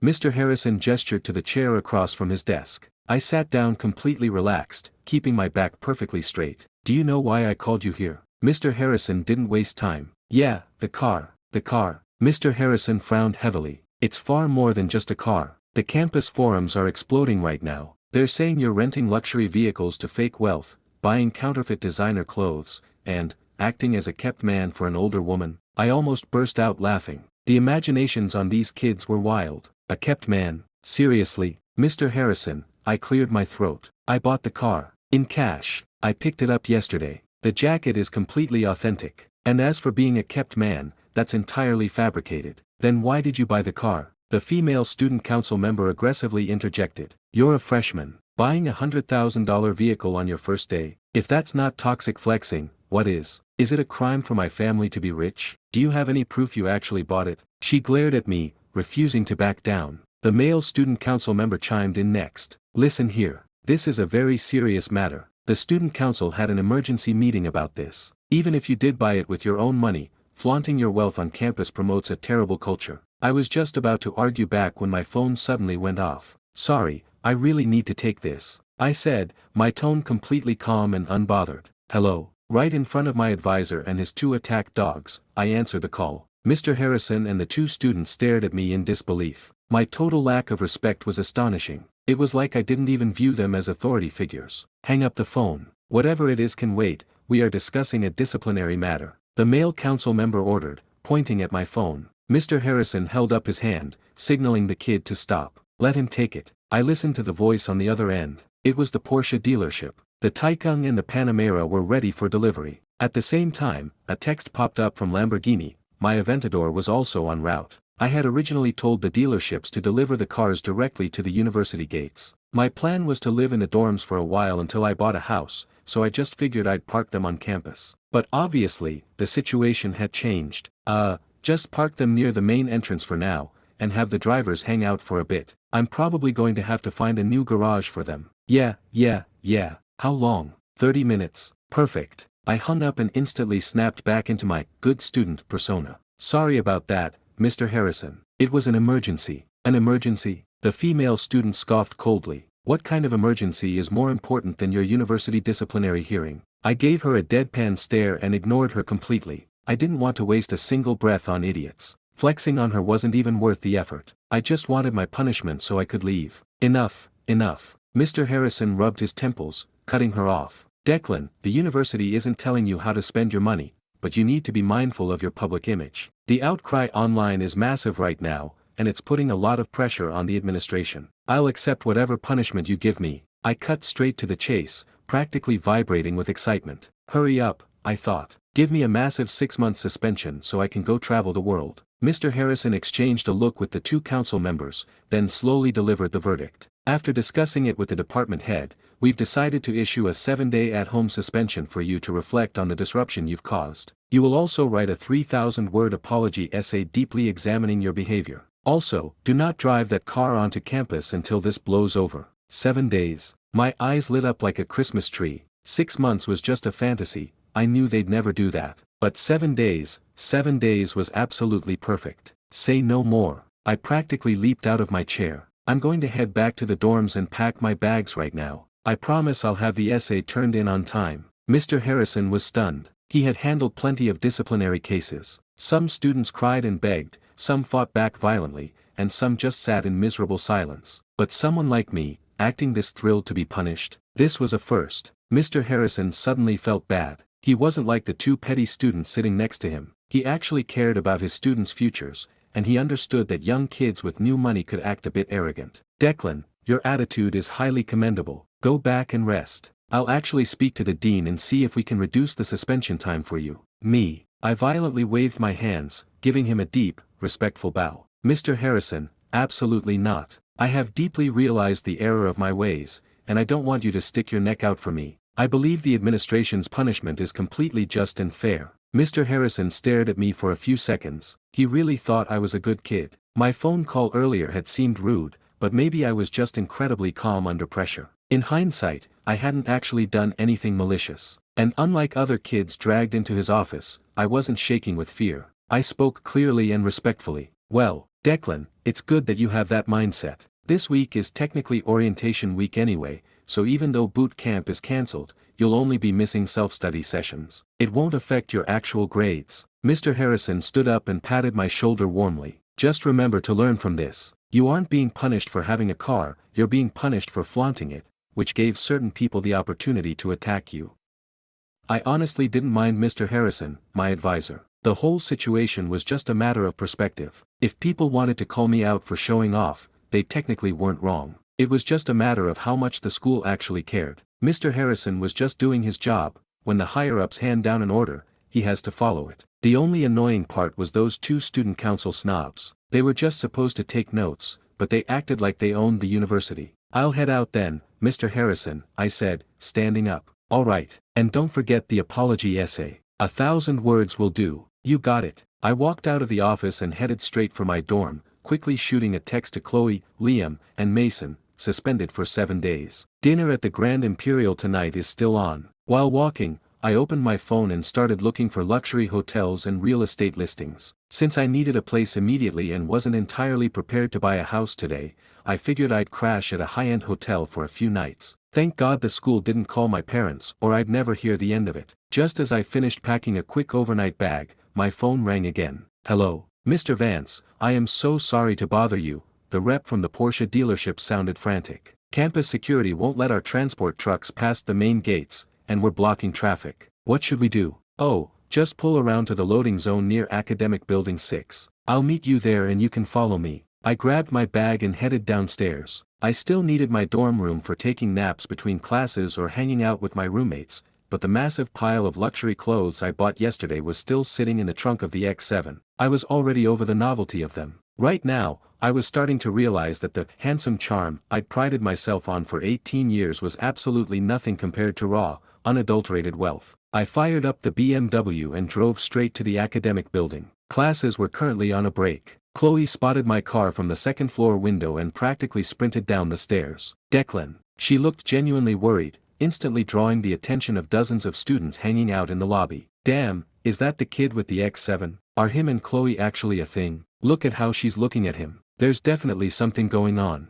That was fast. Guys begged her for a date all last year and she ignored everyone. A freshman bags her on day one. He's got the car, man. So what? Everyone online says it's a rental. Who knows? But hey, I heard there's a new freshman girl, Serena Vanderbilt, who's just as hot. Let's go check her out. I heard about her. She's basically impossible to pursue. Apparently, her family is stupid rich. The whispers echoed through the lobby, though everyone politely pretended to look at their phones instead of staring directly at us. Chloe bit her lip. She knew people were watching, but she was used to it. Declan, what happened? A 7-day suspension? Yep, upperclassman. Just call me Chloe. She interrupted, her voice urgent. If they had known each other for a year, 7 days wouldn't matter. But they had literally met yesterday. A week apart at this stage was basically a death sentence for a new spark. Declan, do you want me to talk to the student council? The student council doesn't have any real power. This came from the administration. Honestly, 7 days is too short. Chloe blinked, taken aback. Too short. She tucked a strand of hair behind her ear,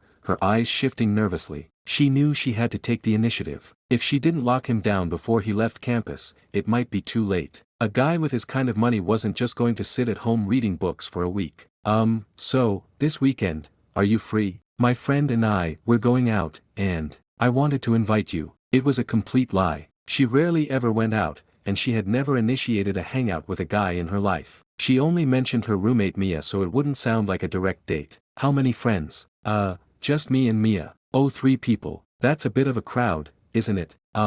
Chloe froze, her heart pounding against her ribs. We're just hanging out. Don't overthink it. Do you want to come or not? I'm in. I grinned. Her intentions were crystal clear. I'd be an idiot to say no. Hearing my answer, Chloe finally looked up, meeting my eyes with a surge of courage. Then it's a date. Her lips curved into a beautiful smile. It was the first time she had ever asked a guy out, and doing it in front of half the school was terrifying. It's a date. Just as we sealed the deal, a sleek Porsche 911 whipped around the corner and slammed on the brakes right in front of the building. Careful man, if you scratch it we have to pay for it, the guy in the passenger seat hissed. Preston Sterling gripped the steering wheel, fighting down his giddy excitement. It was his first time driving a car this expensive. His dad drove a standard Audi A5, a $90,000 sports car was a completely different beast. Don't forget we have to return it by noon tomorrow. His friend reminded him, terrified of the late fees. I know, Preston snapped back quietly. Preston stepped out of the Porsche,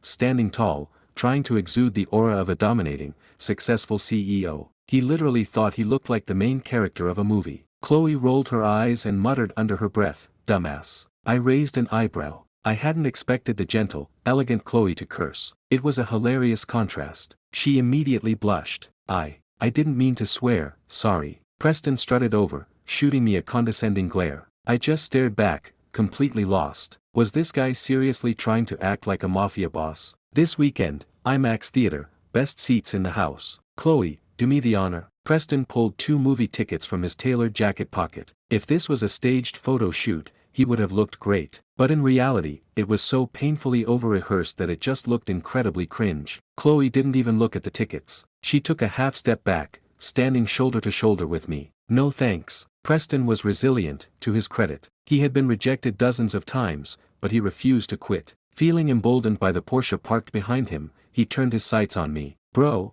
if you're gonna rent a car, you should rent something girls actually like. Don't you know women prefer Porsches? Oh, I haven't really researched it, I replied blankly. I knew he was trying to flex, but I honestly couldn't muster the energy to care. It was obvious his car was a rental. Why would I argue with a clown? Preston knew the illusion wouldn't last forever. He wasn't afraid of people finding out it was a rental, because how many college kids could even afford to rent a 911 for the day? In his mind, we were both renting, so we were on an even playing field. No classes this afternoon. Want to go for a spin? Preston opened the passenger door. Hop in. I scratched the back of my head. Me? I'll pass. Preston frowned, while Chloe covered her mouth to hide her laugh. I was talking to Chloe. Chloe, I have so much to tell you. Yes, this car is a rental, but I wanted to prove that if he can rent one, so can I. Plus, I'm a Los Angeles native. If you marry me, you're set. My parents have a house in Pasadena, and they've got another property in Glendale waiting for me as a wedding gift. Preston. Chloe winced at how painfully blunt and desperate he was acting. Just say yes. Preston eagerly stepped forward, thinking her hesitation meant his wealth was working. Chloe realized she had to completely nuke the situation. Look, Preston, you're not a bad guy. He smiled smugly. Obviously, I mean your basic human decency is fine. Chloe corrected sharply. But you're so insanely arrogant. You aren't that exceptional, so why do you act like you're God's gift to the world? And honestly, you aren't even handsome. You don't even come close to Declan. Even in your own major, you're average at best. She took a deep breath, firing on all cylinders without an ounce of mercy. Furthermore, out of all the guys chasing me, several of them are LA locals. Guys way better looking and far wealthier than you have asked me out, and I turned them all down. On my list of suitors, you are strictly mid-tier. Stop trying to inflate your ego by renting sports cars. Go see if you can get a refund and save your money. The courtyard fell dead silent. Everyone watching was holding their breath, absolutely thriving on the drama. It was the most brutal, unvarnished rejection anyone had ever witnessed. It wasn't totally Chloe's fault. Preston had ignored her polite rejections for a year and actively spread rumors that they were dating. She had reached her breaking point. That was brutal, I murmured, actually feeling a little bad for the guy. I shifted my weight, feeling incredibly awkward. Because Chloe's tone was so calm and earnest, it made the absolute devastation of her words 10 times worse. If she had yelled or acted snobby, Preston could have just called her a gold digger. But she was speaking to him like a disappointed mother, which made it infinitely more humiliating. Preston's face turned beet red, the flush spreading down his neck. The veins on his hand gripping the car door popped. He wanted to argue, but every single thing she said was a verifiable fact. He was renting, he was arrogant, and he was completely average. I never said I was some billionaire. I'm just being myself. Well, I don't like yourself. Not even a little bit. And another thing. Chloe finally snapped, letting out a year's worth of frustration. Tell your idiot friends that we have absolutely zero connection. Stop looking at me with those knowing smirks. I'm not playing hard to get, I genuinely find your behavior repulsive. Preston's head snapped up, his eyes filled with a mix of shock and total humiliation. I stared at the ground, my toes curling in my shoes. If a girl ever verbally dismantled me like that in public, I would literally fake my own death. A massive crowd had gathered by now. People were leaning out of windows and stopping on the sidewalks to watch the execution. Chloe, you. Preston's voice trembled. Did you really have to be so ruthless? I'm not being ruthless, I'm being honest, Chloe said, her anger finally subsiding. Her natural softness returned as she sighed. Just return the car. Try to get your deposit back. Renting that for a day couldn't have been cheap. Then why don't you say that to him? Preston screamed, throwing the movie tickets onto the wet pavement and pointing violently at me. He rented his car too. Why does he get a pass? I rubbed my nose awkwardly. Well actually, because Declan isn't like you, Chloe defended me instantly. He's genuine. And his car isn't a rental. His clothes are real too. It's just jealous people making up rumors online. Preston thought he had the ultimate trump card. Oh yeah? Then why did the administration suspend him for 7 days and send him home? Tell me that's not because he's a fraud. Wait, how the hell do you know about that? I blinked in surprise, then immediately realized the student council snitch must have texted him. Mr. Harrison definitely wouldn't stoop to gossiping. What is going on here? Mr. Harrison stormed out of the building, flanked by the 2 student council members. Preston locked eyes with the male student rep, then immediately looked away. The rep had literally texted him the second I got my suspension, which was why Preston had rushed over to gloat. Declan, why haven't you left yet? You're supposed to be reflecting at home. And you, Preston Sterling, what do you think you're doing? Mr. Harrison pointed furiously at the rented Porsche 911. I just disciplined Declan, and now you're out here flaunting sports cars. Preston panicked. No, sir, I was just leaving. I just came to grab some textbooks. Liar, Chloe muttered. Mr. Harrison sighed heavily. I don't care how rich your families are. This is a university. We usually look the other way if students drive nice cars, but this has blown up into a massive online scandal. If the dean gets involved, a 7-day suspension will be the least of your worries. Yes sir, sorry sir, Preston nodded frantically. I raised a hand. Mr. Harrison, how big does it have to blow up for me to get expelled? Excuse me?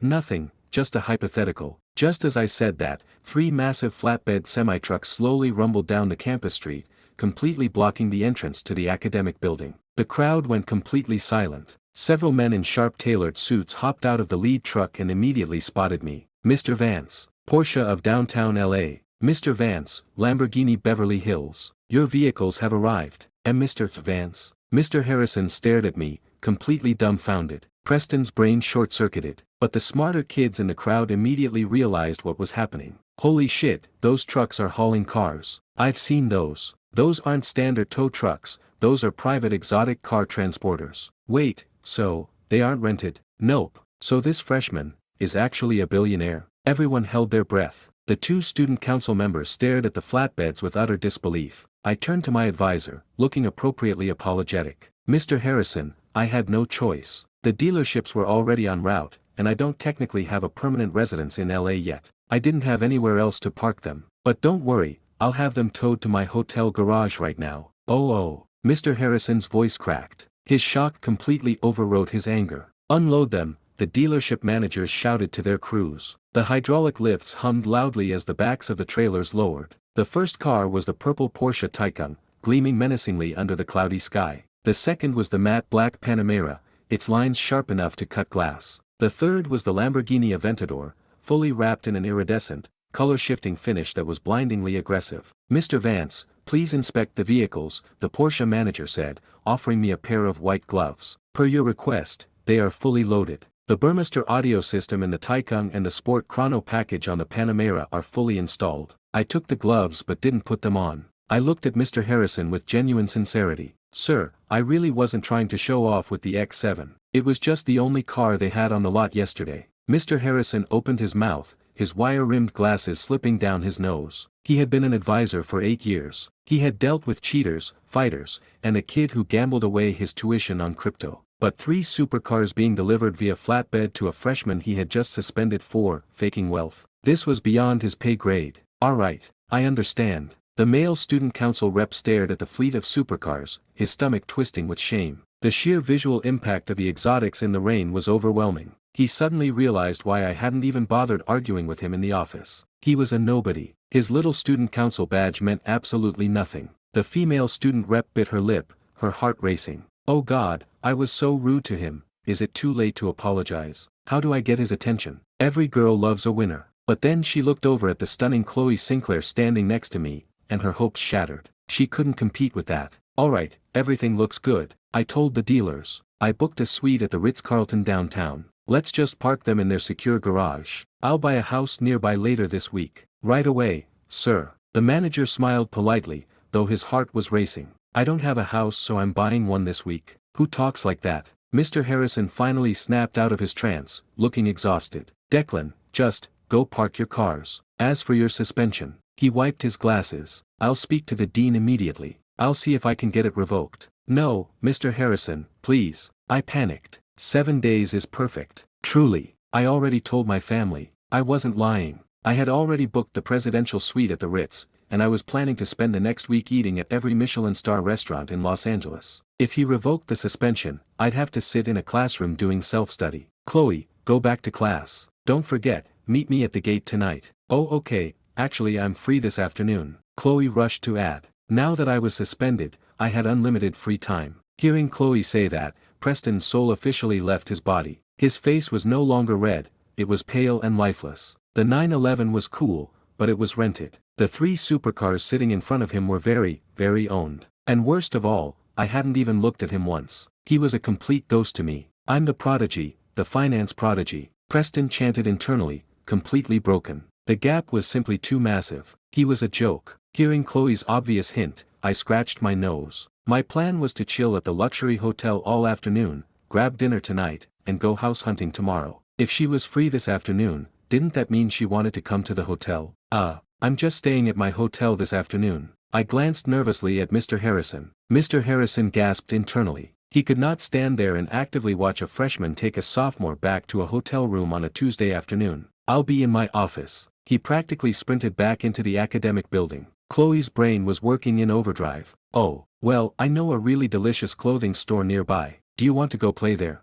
Huh? Several students standing nearby burst out laughing. What the hell is a delicious clothing store to play at? Chloe's face flushed crimson. She never went out, so she had absolutely no idea what normal people did on dates. Sure, let's go taste the clothes and see how fun it is. I'll pick you up at noon. I waved to the dealership crew. Toss me the keys to the Aventador, I'm taking that one. Since I had the cars, I might as well drive the craziest one. The totals for the cars: Porsche Taycan, $150,000. Porsche Panamera, $140,000. Lamborghini Aventador, $800,000. Total damage, a little over $1 million.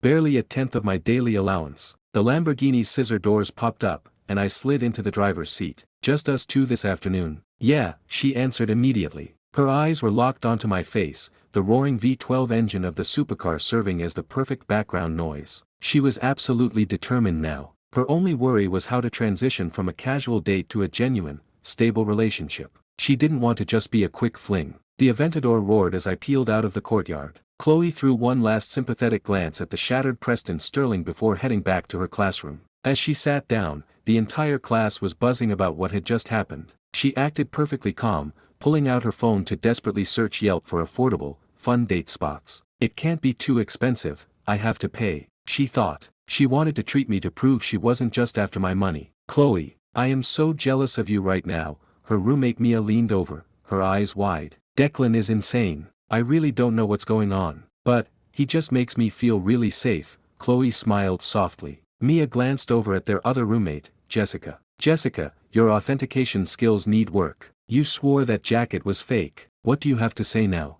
The lighting was bad in the dorm, I made a mistake. Plus, rich people are cheap sometimes. Just because he has nice cars doesn't mean he doesn't buy fake clothes to save money. Jessica was embarrassed but refused to admit complete defeat. She couldn't authenticate luxury goods, but she could definitely spot a player, considering she practically was one. She had watched the entire scene from the window. The 3 supercars were undeniable. Pure jealousy was eating her alive. Chloe, Jessica interrupted. Are you really going out with him alone? Yeah, he's picking me up later. I'm warning you, be careful. Jessica lowered her voice, leaning in. I've dealt with guys like this. They get access to daddy's credit card and throw a wide net. They specifically target naive, innocent girls like you. Chloe's fingers paused on her phone screen. Jessica saw the hesitation and immediately pressed the attack. You remember my ex, right? The guy with the Maserati. When he was chasing me, he was even more attentive than Declan. And what happened? The second we slept together, he ghosted me and moved on to the next girl. Mia and Chloe both knew about Jessica's ex. He wasn't a student, he was an older entrepreneur.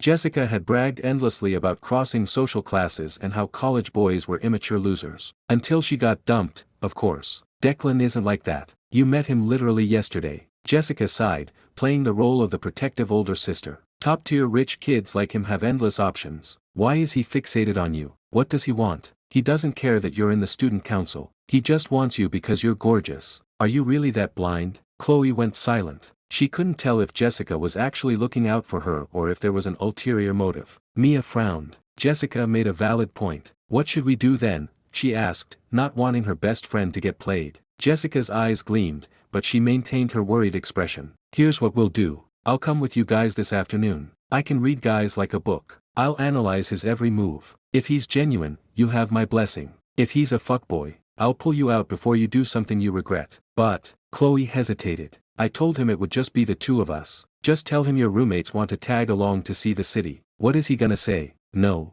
If my presence bothers him, it means he was planning something shady. If he plans to take you to a hotel room to grab something he forgot, you're never making it out of there. Once you have a few drinks, game over. If all 4 of us go, he can't try anything. The word hotel made Chloe's face flush bright red. She hadn't thought that far ahead. She just assumed he was staying at a hotel because he was suspended and couldn't be in the dorms. But with Jessica spelling it out, the implications were heavy. She looked at Mia. She trusted Mia way more than Jessica. Mia was torn. She didn't know if I was a player or not, but she figured there was safety in numbers. Even the smartest people fall for elaborate scams. She nodded at Chloe. Better safe than sorry. Oh okay. Chloe reluctantly agreed. I'll text him. Meanwhile, I was sprawled out on a massive king-sized bed in the $6,000 a night penthouse suite at the Ritz-Carlton, stretching my arms. The cars were safely parked in the VIP underground garage. My phone buzzed twice. Chloe, hey, do you mind if I bring my 2 roommates this afternoon? They really want to tag along and see the city. Sorry. Pleading face. Serena, skipping class. I stared at both messages, completely surprised. I didn't expect Chloe to suddenly invite her friends, and I definitely didn't expect the ice-cold Serena Vanderbilt to initiate a conversation about my attendance. Serena had no idea I was suspended, but she had definitely seen the commotion outside the building earlier. A text from her was a rare event. Sure thing. I texted Chloe back first. I figured it was normal for a college girl to bring backup on a first date with a guy she barely knew. It showed she was smart. Then I replied to Serena, flexed too hard and got suspended for 7 days. Back on campus, Serena was sitting in the lecture hall, staring blankly at her MacBook. She had been scrolling through random articles, incredibly bored. Carter, the guy who loved golfing, slid into the seat next to her. Hey Serena, what do you usually like to do for fun? My roommates and I are getting dinner with your roommates tonight. Do you want to come? He was trying so hard to organically network his way to her. Roommate to roommate, friend to friend. No thanks, I already have plans. With who? Declan. Carter's heart dropped. Anyone but Declan. The freshman group chats had been going crazy all morning. People flexing their shoes, their setups, their weekend plans. But searching the entire chat history, Declan hadn't sent a single message. Everyone realized it wasn't because Declan was humble. It was because he viewed the entire chat as beneath him. You guys are hanging out? Carter probed, hoping she wasn't officially off the market. I heard he's already dating Chloe Sinclair. He was intentionally trying to trigger her pride. A girl like Serena would never settle for being the other woman. Serena didn't look away from her laptop. I have no idea. Well, I heard a rumor that you guys were together. Is it true? The surrounding guys instantly went quiet, straining to hear the answer. No, we're just classmates. Tell people to stop spreading rumors. Serena's voice dropped to a freezing temperature. It wasn't embarrassment, it was genuine annoyance. Carter felt a wave of relief. If they weren't dating, he still had a chance. Maybe money didn't impress the Beverly Hills princess. How about we invite Declan to our dinner tonight? Carter suggested. Serena rolled her eyes. Ask him yourself. She picked up her phone. It had been a while, and she was waiting for my reply. When she opened the chat, she saw my text, flexed too hard and got suspended for 7 days. Ha ha ha. A sudden, bell-like laugh escaped her lips. Her smile melted her icy exterior instantly, leaving the surrounding boys completely mesmerized. What's so funny? Carter couldn't help but ask. Serena instantly neutralized her expression, returning to her cold persona, her fingers flying across the screen. Serves you right. After hitting send, she thought for a second and added, dinner at the Grand Imperial is still on tonight. Do you need me to bring your textbooks? She felt absolutely zero pressure talking to me, mostly because I had already bypassed her first major defense mechanism. I clearly had money. She turned to Carter and offered a rare, polite smile, speaking loud enough for Liam and Mason to hear. Did you guys know Declan got suspended and sent home? Liam turned around. Yeah, he texted us. Said he got 7 days. That idiot. Serena murmured playfully. The guys in the room exchanged confused looks. Was she lying about not dating him? My reply popped up on her screen. Burn them, use a lighter. Serena's smile widened as she typed back. Get lost. She put her phone away, noticing everyone staring at her like she grew a second head. What? She asked, instantly re-engaging her. If you're poor, don't talk to me, Aura. Carter swallowed his pride. It was obvious who she preferred. Chase, the pour-over coffee guy, suddenly chimed in. Hey, why don't we just invite Declan and make tonight a massive class dinner? Everyone can chip in. We barely got to talk during intros yesterday. Oh, good idea. And Declan was already getting food with Liam and Mason anyway, right? Liam frowned. Mason looked annoyed. He had been looking forward to an exclusive dinner at a 5-star restaurant, not a crowded class mixer at some cheap diner. I'll text him. One of the guys pulled out his phone and tagged me in the main class chat. At Declan Vance we're doing a class dinner tonight. You in? I was still lounging on my hotel bed, looking at penthouses. 4,000 square feet, $30 million. 8,000 square feet, $50 million. Not bad. A megamansion in Bel Air, $200 million. Too isolated. I decided to look for a $50 million penthouse downtown or in Century City, something with a killer skyline view that was only a 20-minute drive to campus. The group chat notification popped up. I debated ignoring it. I was hoping to use tonight's dinner to make some moves on Chloe. I wasn't a fuckboy, but I was definitely a guy with a pulse. I fully intended to sleep with her, but I'd treat her right afterward. Too annoying, I muttered, planning to decline. But the chat was already blowing up. Student A, where are we going? What time? Student B, there's a cool gastropub off campus. Pretty cheap. Carter, I know the owner of a private dining club, I can get us a discount. Chase, let's do the Oak Room, it's like $50 a head, super reasonable. Student C, that's way too expensive for me, let's keep it under $20. I sneered at the chat, still trying to flex, even when organizing a group dinner. I hovered my thumb over the screen to type a rejection, but the tags kept pouring in. At Declan Vance, come on man, everyone's waiting on you. Declan, show up, we want to get to know you. The messages were scrolling so fast it looked like a Twitch stream. I sighed. Sometimes it's harder to say no to mob mentality. The girls were probably hoping to shoot their shot with me, and the guys wanted to network with the rich kid. That's just how the world works. Me, alright fine, but I'm bringing a +1. That cool, totally fine. I'm bringing my girlfriend too. Yeah man, bring whoever. I closed the chat and texted Chloe. Change of plans. Afternoon is still on. Tonight's Grand Imperial dinner got hijacked into a class mixer, so you're coming to that with me. Chloe, your class mixer. It would be super weird for me to go to that. Me, they said we can bring our girlfriends. A bunch of guys are bringing theirs. Girlfriend? Chloe gripped her phone, her eyes locked on the word. She hadn't agreed to be my girlfriend, and I hadn't explicitly asked. But I was telling her to come to an event where guys were bringing their girlfriends. A wave of intense heat washed over her entire body. What's wrong? Keep playing games. Or just say, okay, she panicked internally. What are you looking at? Mia noticed her friend short-circuiting. Declan said the afternoon is still on. But tonight, he wants me to go to his class mixer. As an upperclassman, he said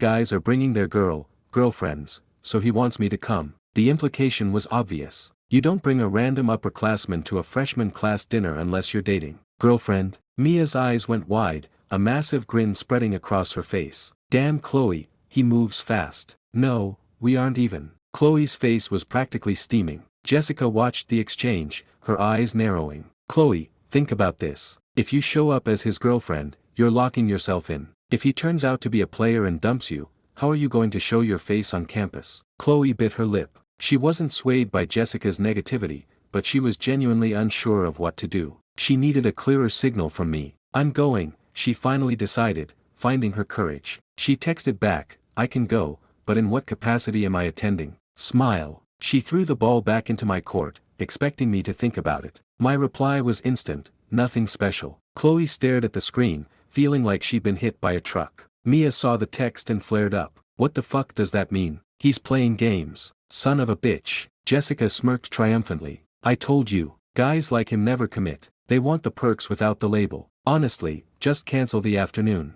Chloe's thumb hovered over the keyboard, her heart sinking. She thought I was just trying to maintain plausible deniability. Never mind then, I'm busy. This afternoon. Before she could finish typing, another text from me pushed through. I like you, Chloe. I want to spend more time with you. Is that cool? Give me a shot. I want to take you out, show you a good time, and eventually be your boyfriend. Use tonight as a chance to evaluate me. Chloe stared at the screen, her vision suddenly blurring with tears. It wasn't sadness, it was the overwhelming relief of a direct hit to the heart. She was so used to guys playing games, the subtle manipulation, the toxic push and pull, the endless breadcrumbing. Chloe stammered, handing the phone to Mia. Mia read it and slapped her own thigh. Fuck yes, that is a real man. No bullshit, no games. He likes you, he says it. He wants to date you, he makes it clear. Go, go, go. Mia started pushing her toward the closet. Chloe couldn't stop smiling. She had almost ruined it by overthinking. Just as she was about to text back, I sent another message. When you read my first text, did your roommate talk shit about me? Whoa. Mia looked out the window, paranoid. Is this guy stalking us? How did he know? Jessica awkwardly shifted on her bed. My directness had completely dismantled her fuckboy theory. Chloe laughed out loud, knowing I was just teasing her. She replied, you're so annoying. I'm mad now. I'm not going this afternoon. Angry emoji, smirk emoji. Me, then I'll drive back to campus, get suspended for another 7 days, and ravish you out of that dorm room. Wait, shit. I stared at the screen in horror. I meant to type rush you or abduct you, but autocorrect absolutely betrayed me. Ravish? That sounds borderline criminal. I desperately tried to unsend it, but the read receipt had already popped up. Oh my god, Mia blushed furiously, her imagination running wild. Chloe laughed, shaking her head. It was definitely a typo. Sure enough, I quickly sent, rush you out of there. We bantered back and forth until noon. I threw on the designer clothes I bought yesterday, checked my hair in the mirror, and headed down to the garage. I left the Aventador and grabbed the Panamera keys instead, pulling up to the campus gates right on time. You a student here? The security guard asked. Yep, go ahead and pull in. Nah, I'll stay out here. It's fine, students can park inside. I'm actually suspended. Why? Because I drove inside yesterday. The rain had finally stopped. I waited by the gate for a few minutes before the girls finally walked out. Chloe had clearly spent the morning getting ready. She had ditched the casual streetwear for a chic, fitted white tee under a black tweed Chanel-style jacket, paired with black skinny jeans that perfectly highlighted her long legs. She looked elegant, mature, and incredibly sexy. I waved. Hey. Chloe practically jogged over in her low heels, looking like a girl running to her long-term boyfriend. She stopped right in front of me, looking up with a bright smile. You're pretty tall, huh? I raised my hand, leveled it at the top of her head, and brought it straight across to my face. You come exactly up to my eyes. It was such a casual, domestic gesture that Chloe's heart skipped a beat. It felt like a rom-com movie scene. Mia and Jessica stood off to the side, feeling entirely like third wheels. The chemistry between us was so natural it was sickening. Hey Mia. I greeted her, remembering her from yesterday's badminton game. Then I nodded politely at Jessica. Nice to meet you. Nice to meet you. Jessica scanned me up and down. She didn't know how to authenticate my clothes, but she knew how to authenticate men. One look, and her brain immediately stamped me with a massive label, premium. I wasn't overly eager, and I wasn't putting on a fake gentleman act like most players do to lower a girl's guard. I just looked at Jessica with polite indifference, while reserving all my warmth and playful energy entirely for Chloe. Damn it, am I out of my depth here? Jessica panicked internally. I was too rich and too smooth. But the thrill of the challenge made her want to try anyway. "Let's go," I said, unlocking the car. The matte black Panamera looked incredibly aggressive under the breaking clouds. As we approached the car, Jessica suddenly surged forward, her voice dripping with artificial sweetness. "Declan, where are we heading? Want me to navigate?" I know Ella like the back of my hand. Her intention was painfully obvious. She was making a play for the shotgun seat. Chloe, being too polite for her own good, instinctively stepped toward the back doors. But I love throwing curveballs. Oh, I actually really wanted Chloe to sit up front with me. Chloe touched her cheeks, praying they weren't turning red again. "Oh, but Chloe never really goes out, she doesn't know the roads," Jessica countered, trying to hold her ground. "I still want her up front. Unless you know how to drive this, then you and Mia can drive and Chloe and I will take the back seat," I replied, my tone completely deadpan. I had the money, so I made the rules. I didn't need to play polite social games. Since neither Jessica nor Mia knew how to drive the Porsche, Chloe was successfully deposited into the passenger seat, and I took the wheel. Once we got in, I pulled up the GPS, found a massive indoor mall with go-karts and a bunch of restaurants. "Since the weather sucks, we'll skip the theme parks today. I'll take you on a solo VIP tour next time." My flirting was aggressive but perfectly calibrated. Chloe sat in the passenger seat, fumbling nervously with the seatbelt. The more she panicked, the harder it was to find the buckle. "Is this guy a master?" Jessica thought from the back seat, her heart sinking. Every word out of my mouth was perfectly designed to make Chloe feel special without sounding greasy. Click, click. Chloe blindly stabbed the metal tab against the side of the seat. I leaned over, my voice dropping an octave. "Let me help." No, I got it." Before she could finish, I was already leaning across the center console. My left arm braced against the edge of her seat, my right hand reaching down to her hip. My chest was hovering inches from hers. It was insanely close. Chloe instinctively pressed back into the headrest, completely trapped. "Hold still," I murmured. "Got it." I stayed in that position for an extra 2 seconds, my face hovering right above her collarbone. From the back seat, it looked like I was burying my face in her chest. Chloe was frozen solid. She could swear my ear brushed against something very soft. Thanks." Her voice squeaked. I snapped the buckle into place and sat back in my seat, perfectly composed. I shot her a quick wink. "All secure. You smell amazing, by the way. Let's roll." Chloe was rigidly paralyzed, her mind racing. Did he just take advantage of me? But he was just helping with the seatbelt. Am I overreacting? Why is my heart beating so fast? In the back seat, Jessica dug her nails into her thigh. This guy was a lethal predator. He had the perfect excuse, safety, the perfect execution, quick and natural, and the perfect follow-up, the innocent smile combined with the flirty compliment. He created maximum sexual tension while leaving Chloe completely unable to call him out on it. Jessica looked at Mia, who was completely oblivious, and then at Chloe, whose ears were practically glowing in the dark cabin. Jessica realized she was completely outclassed. This only works if you're a rich, handsome guy. If an ugly guy tried this, he'd catch a pepper spray to the face. I hit the gas, and the Panamera roared onto the highway. The car was quiet for a few minutes. "So, Declan, what do you do for fun?" Jessica asked, trying to control the narrative. "Oh, you know, video games, basketball, soccer, sleep, watch anime, movies, TikTok. I love strawberries, grapes, melon, mangoes, oh, and I love Dunkin' coffee and Taco Bell Baja Blasts." I paused, looking at them in the rearview mirror. "Wait, I have Taco Bell receipts on my app. Will the security guards at this high-end LA mall let me in, or do I need an Arohan smoothie receipt to prove my net worth?" I was referencing a viral TikTok joke about the insane wealth divide in LA, where people joke you need a $20 organic smoothie just to walk into certain zip codes. Jessica stayed quiet, analyzing my response. I was listing an insane amount of generic hobbies, but she knew I wasn't talking to her. I was throwing out a massive net of conversation starters specifically for Chloe. You like anime too? And Baja Blasts?" Chloe immediately latched onto the bait. I smiled to myself. Nailed it. "Yeah, since we match, you're buying the drinks, right?" I pressed the accelerator a little harder. "Huh,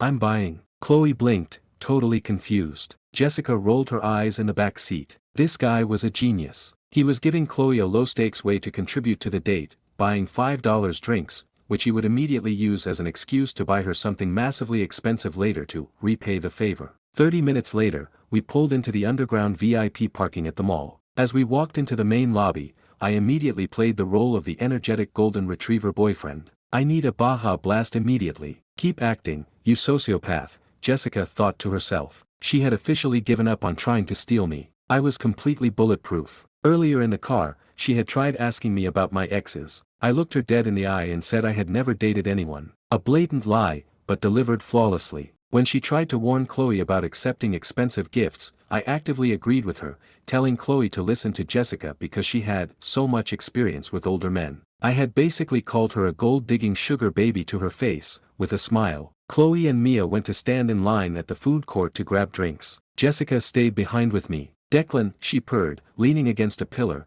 trying one last desperate attempt to at least get my number for the future. Alright, drop the act. My demeanor changed instantly. The playful, goofy energy vanished, replaced by a cold, calculating stare. Huh. Jessica flinched. It was like looking at a completely different person. I'm tired of the games, I said, my voice low and authoritative. I genuinely like Chloe. She's a good girl, but you're a liability. I'm paying for lunch, the go-karts, and the movies today. Pull out your phone. Excuse me, add my Snapchat. Keep an eye on Chloe for me. If guys bother her, or if she needs anything, you text me. It's better to have a friend on the inside than an enemy. Jessica was stunned. I had flipped the script so violently it gave her whiplash. Are you playing with us? I don't play games. I'm just being honest. If you hadn't invited yourself today, I wouldn't have had to put on that goofy show in the car. Be real with me, and we'll get along fine. Jessica hesitated for a second, then let out a sharp laugh. Heh, alright, you win. She had nothing else to say.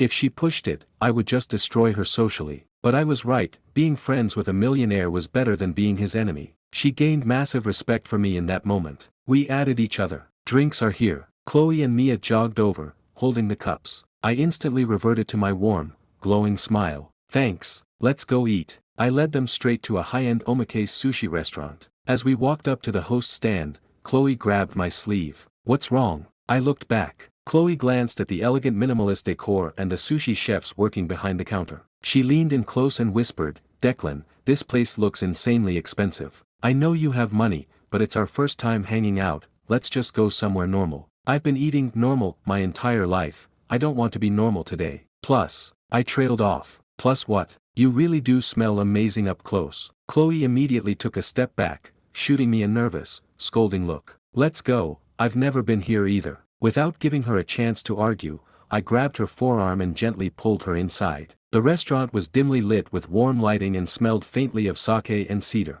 I asked for a private booth, didn't even look at the prices on the iPad, and started rapid-fire ordering. We'll do this, 2 of the premium sashimi platters, the A5 Wagyu flights, and do you have fresh Hokkaido sea urchin? Give me 4 orders of that. W8. Chloe tried to stop me. We can't eat all this. She remembered Jessica warning her about accepting expensive meals. If the date went south, what if I made her split the bill? Relax, eat up. Declan is treating us, don't be rude and ruin his fun, Jessica suddenly chimed in. Chloe and Mia stared at her. An hour ago she was telling them to be paranoid, and now she was playing wingman. Why are you looking at me? Jessica smiled, giving Chloe a subtle nudge. We're broke college kids, we can't afford this. We're just lucky you brought us along, Chloe. Nice assist, I thought, mentally giving Jessica a high five. It's not because of me, Chloe mumbled, looking down at her lap. The food started arriving. Mia and Jessica had zero guilt and started tearing through the wagyu. I kept the conversation light, mostly asking about which classes were easiest and when their schedules freed up.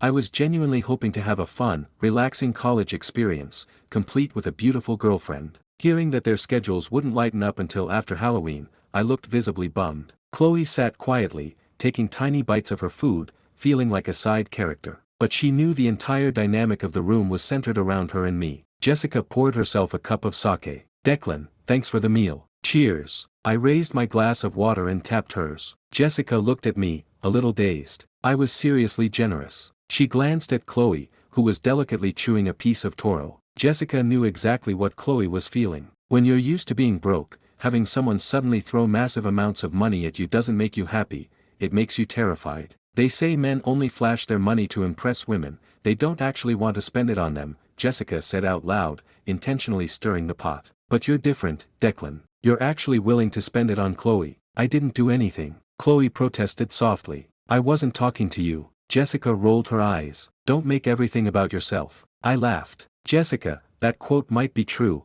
but it just makes dating harder for guys. How so? Because girls read those quotes online and get incredibly guarded. So now women refuse to commit unless they see serious financial investment up front. You guys got too smart. Jessica nodded thoughtfully. It was true. Chloe sneaked a nervous glance at me. I grabbed a napkin and handed it to her. Here, wipe your mouth. Jessica kicked my shin under the table. Why don't you wipe it for her, idiot? I paused. This girl was a little too aggressive with her wingman duties. I got it.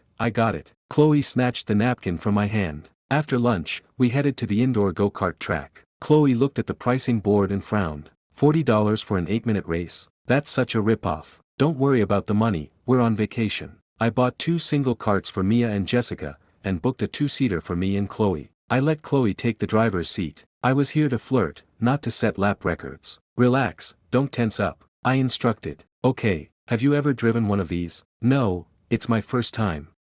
Wow, your first time is with me. Chloe's brain completely flatlined. She couldn't even formulate a response to that level of innuendo. What does he mean my first time is with him? I was incredibly satisfied. She was literally radiating heat from blushing so hard. Just a little more gas on the fire. Suddenly, Chloe slammed her foot down. Vroom. The cart launched forward like a missile. Holy shit. Brake. I was thrown violently back into the plastic seat. Chloe was gripping the steering wheel in a total panic. Her brain had shut down from the flirting, and her body was just reacting on autopilot. Relax your grip, ease off the pedal. I yelled over the engine, instantly regretting my aggressive flirting strategy. I was trying to get a girlfriend, not get assassinated. I can't let go. Chloe was practically crying. What you said, my brain is broken. I'm scared. Hit the brake. Okay. She slammed her foot down again, but missed the brake and floored the gas. Crash. The cart plowed directly into the tire barrier at the edge of the track, violently jolting to a halt. We both sat there, panting heavily. Chloe slumped over the steering wheel, tears spilling out of her eyes. She wasn't mad at me, she was furious at herself. Why couldn't she be witty and fast-talking like Jessica? Why did she just freeze up and crash a go-kart like an idiot? Chloe, are you hurt? I unbuckled instantly and pulled her into a tight hug. Mia and Jessica pulled up in their carts. Is she okay? Mia yelled. Jessica watched from a few feet away, shaking her head. Don't go over there. I can feel Declan's smug energy from here. Look at him holding her. He's trying so hard not to smile. Chloe buried her face in my chest, sobbing quietly. I'm so sorry, I ruined it. It's fine. We're done with carts. Let's go see a movie. Sound good? I helped her out of the cart. She didn't even realize how naturally she was leaning against me, or how intimate the contact was. I'm sorry I ruined your fun, she whispered. I'm having plenty of fun right now, I thought to myself. But out loud, I just said, don't sweat it. It's just a game. Back on campus, the freshman class had essentially abandoned their self-study session. Everyone was arguing over where to eat tonight. Let's just do that gastropub. It's close and decent. No way, let's do the private club. It's only $50. Serena was exhausted. She hated forced socialization. She glanced at the clock. It was almost 4 p.m. She turned to Liam and Mason. What time is Declan coming back to campus? Liam checked his phone. I think he's still at the movies with Chloe. Mason subtly kicked Liam under the desk, texting him, shut up. Don't mention Chloe. Serena is a total wild card, you don't know if she likes him or not. Liam texted back, oh shit, love triangle. My bad. Rying. The class dismissal bell finally rang. Serena stretched, checking her phone one last time. Still no text from me. She opened her front camera, checked her reflection, and frowned. Am I losing my touch? Why hasn't he texted me? She wasn't being vain, it was just a statistical anomaly. Every guy she had ever given her number to had double and triple texted her within hours. But I had left her on red all afternoon. Just as she slung her designer bag over her shoulder, a massive commotion erupted at the back door of the lecture hall. Whoa, holy shit, are those roses? Serena turned around. A crowd of students had flooded the hallway. A tall man in a bespoke, tailored suit walked into the classroom, followed by 2 assistants carrying an absolutely absurd floral arrangement. It was a massive bouquet of 999 Ecuadorian roses wrapped in gold foil paper. Serena. Everyone in the room stared at the man, then at Serena. He clearly wasn't a student. He looked older, sharper, radiating the aura of a seasoned corporate executive. Who is that? No idea. But did you see the Rolls-Royce Phantom parked in the courtyard? Damn, Serena's family really is next level. Serena recognized him instantly. Vincent Thorne. They had known each other for 10 years. He was the son of her father's oldest business partner. He was 4 years older, incredibly handsome, and carried the effortless grace of old money. Happy 18th, Vincent said smoothly, handing her the flowers. His assistant stepped forward with a velvet box. He popped it open, revealing a blindingly expensive Cartier diamond necklace. A little something to celebrate. The classroom erupted in frantic whispers. Serena bit the inside of her cheek. If it had been anything other than red roses, she might have accepted it to be polite. But red roses meant one thing. "Does my dad know you're here?" she asked coldly. She needed to know if this was an official family mandate. Vincent's smile faltered for a fraction of a second. "Of course." He says hello. "I was in London for your actual birthday, so I wanted to make it up to you today." Serena's heart sank. Her father had warned her about this. The Thorne family's business was hemorrhaging cash, and they were desperate for a capital injection. Her father, while open-minded about her dating life, had specifically warned her to keep a polite distance from Vincent to avoid being dragged into a forced marriage alliance. "I'll pass on the flowers and the necklace. But thank you, Vincent. Welcome back to LA." She delivered the lines with the emotional warmth of an automated voicemail. Vincent closed the velvet box, entirely unbothered. "Was the presentation too much? My apologies. How about dinner tonight? Just the two of us catching up." "I have plans with my classmates," she lied smoothly. "Another time, then." Vincent took a step closer, intentionally projecting his voice so the college boys in the room could hear. "Focus on your studies. If you need anything, call me. I just took over a new $20 million commercial real estate project right down the street from campus. Call me whenever, I'll send my driver for you." He kept a perfectly respectful distance, making it impossible for her to act offended. "Sure, I'll call you." Serena nodded dismissively. Vincent smiled and walked out. He never expected to win her over today. He knew she was starting college, and he knew college boys would be swarming her. The Rolls-Royce, the Cartier, the roses, none of it was for her. It was a warning shot to every guy in the room. If you want to date her, you have to compete with this. Vincent's casual flex had completely nuked the morale of the freshman boys. Carter and the others looked physically ill. A $20 million project, a phantom, Cartier diamonds, they couldn't even process that level of wealth. They weren't afraid of me, because I was clearly distracted by Chloe, leaving Serena technically available. But Vincent Thorne's arrival shattered their delusions. They had been thoroughly, hopelessly outclassed. Instinctively, the boys' thoughts drifted to the only person who could possibly rival that kind of insane financial firepower, Declan Vance. They suddenly desperately wished I was there to witness the showdown. Meanwhile, I was sitting in the back row of a dark movie theater. I had no idea what movie was playing.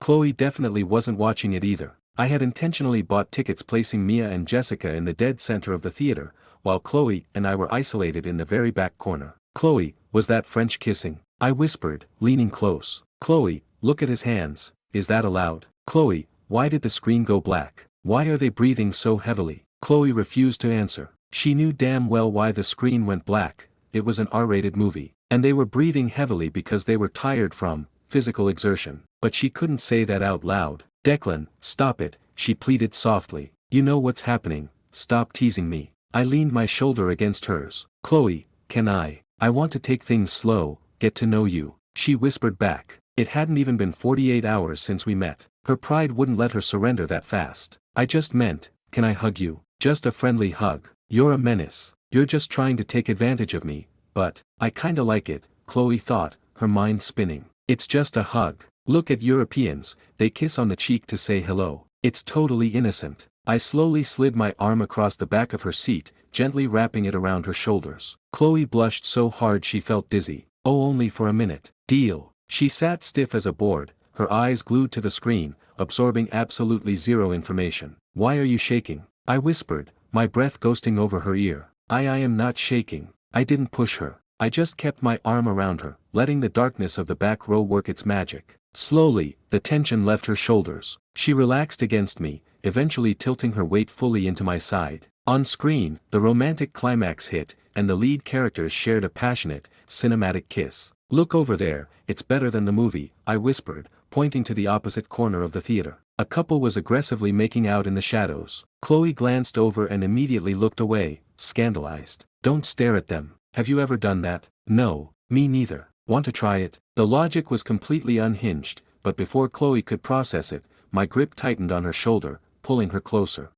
We can't. Mia and Jessica are way up front, they can't see us. But, they're a real couple. Who says? I saw them buy tickets with student IDs, they could just be classmates experimenting. I leaned down, my hand gently cupping the side of her face. We were millimeters apart. I could feel her rapid, shallow breaths. "Just once. To see what it's like, I murmured. Just once. Okay. MMPH. Her lips were incredibly soft, tasting faintly of the sweet drinks from lunch. She didn't know what she was doing, but I did. If I was going to push the boundary, I wasn't going to settle for a peck. My tongue gently parted her lips. Chloe gasped, her hands instinctively flying up to grip my jacket collar as a wave of overwhelming heat consumed her. A few minutes later, I finally pulled back, resting my head against the seat, panting slightly. I licked my lips and smiled in the dark. Wow, thanks for teaching me how to make out, Chloe. Chloe sat there, her eyes glistening with unshed tears. She wasn't sad, she was completely overwhelmed by the intense rush of adrenaline and emotion.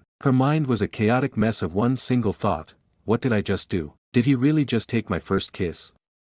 Leaving the movie theater, Jessica and Mia were still analyzing the plot points of the movie. I bought them both ice cream cones and gestured for them to go chat somewhere else. Honestly, Chloe and I had barely paid attention to the movie for more than 5 minutes. Chloe's mind was still entirely consumed by the kiss. Should I agree to be his girlfriend now? We just kissed, but he didn't even officially ask me out. How can I just say yes? And if I ask him out? We literally met yesterday. What will people think? That I saw his fancy car, let him take me out for one afternoon, and threw myself at him? I ignored every guy who hit on me for my entire freshman year. And now one guy in a Porsche wins me over in a single afternoon. I'm not that kind of girl. She strengthened her resolve. She couldn't just give in that easily, but she had to admit, riding in a supercar felt really, really good. Declan, you, don't go telling people about what happened, Chloe murmured, her voice barely a whisper. I nodded seriously. Don't worry, my lips are sealed. And if you ever need someone to practice kissing with again,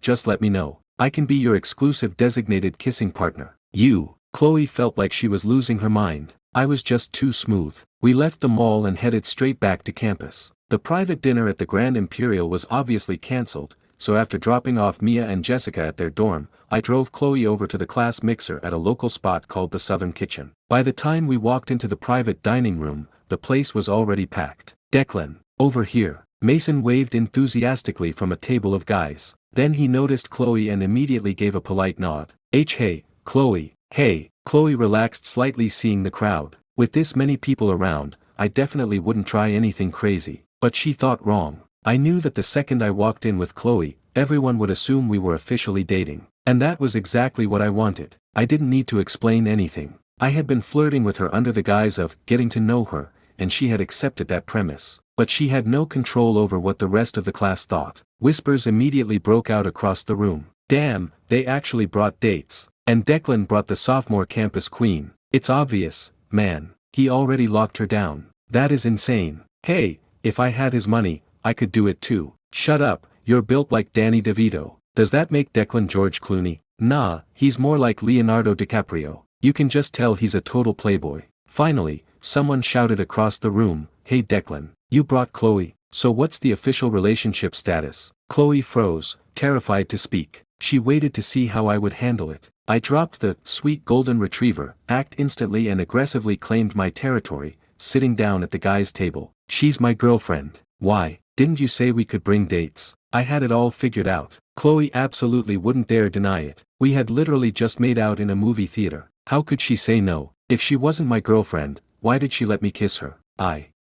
Chloe wanted me to be subtle, to tell everyone we were just talking or getting to know each other. Instead, I just skipped straight to the end. Before she could protest, her phone buzzed. I had texted her, Chloe, I need to save face in front of my class. Please play along. Chloe saw right through the trap. She knew the kiss wasn't a practice session, I was just taking advantage of the moment. She knew I didn't call her my girlfriend to save face, I was just aggressively claiming her. She knew the whole thing was a trap, but she couldn't stop herself from jumping right in. I'm not his girlfriend. I'm not. We aren't dating, I'm just his upperclassman. She screamed internally. But her fingers typed, just this once. Her actions completely betrayed her thoughts. The dinner party was lively, though the tension from the afternoon's drama with Serena was still hanging in the air. Serena was sitting at the girls' table, right next to Chloe. She quietly observed Chloe's body language and immediately concluded that we were definitely dating. Which means, I should be next, she thought. She figured this dinner was the perfect chance to evaluate me. After all, I was one of the very few guys who could actually meet both her and her parents' impossible standards. But she was completely wrong.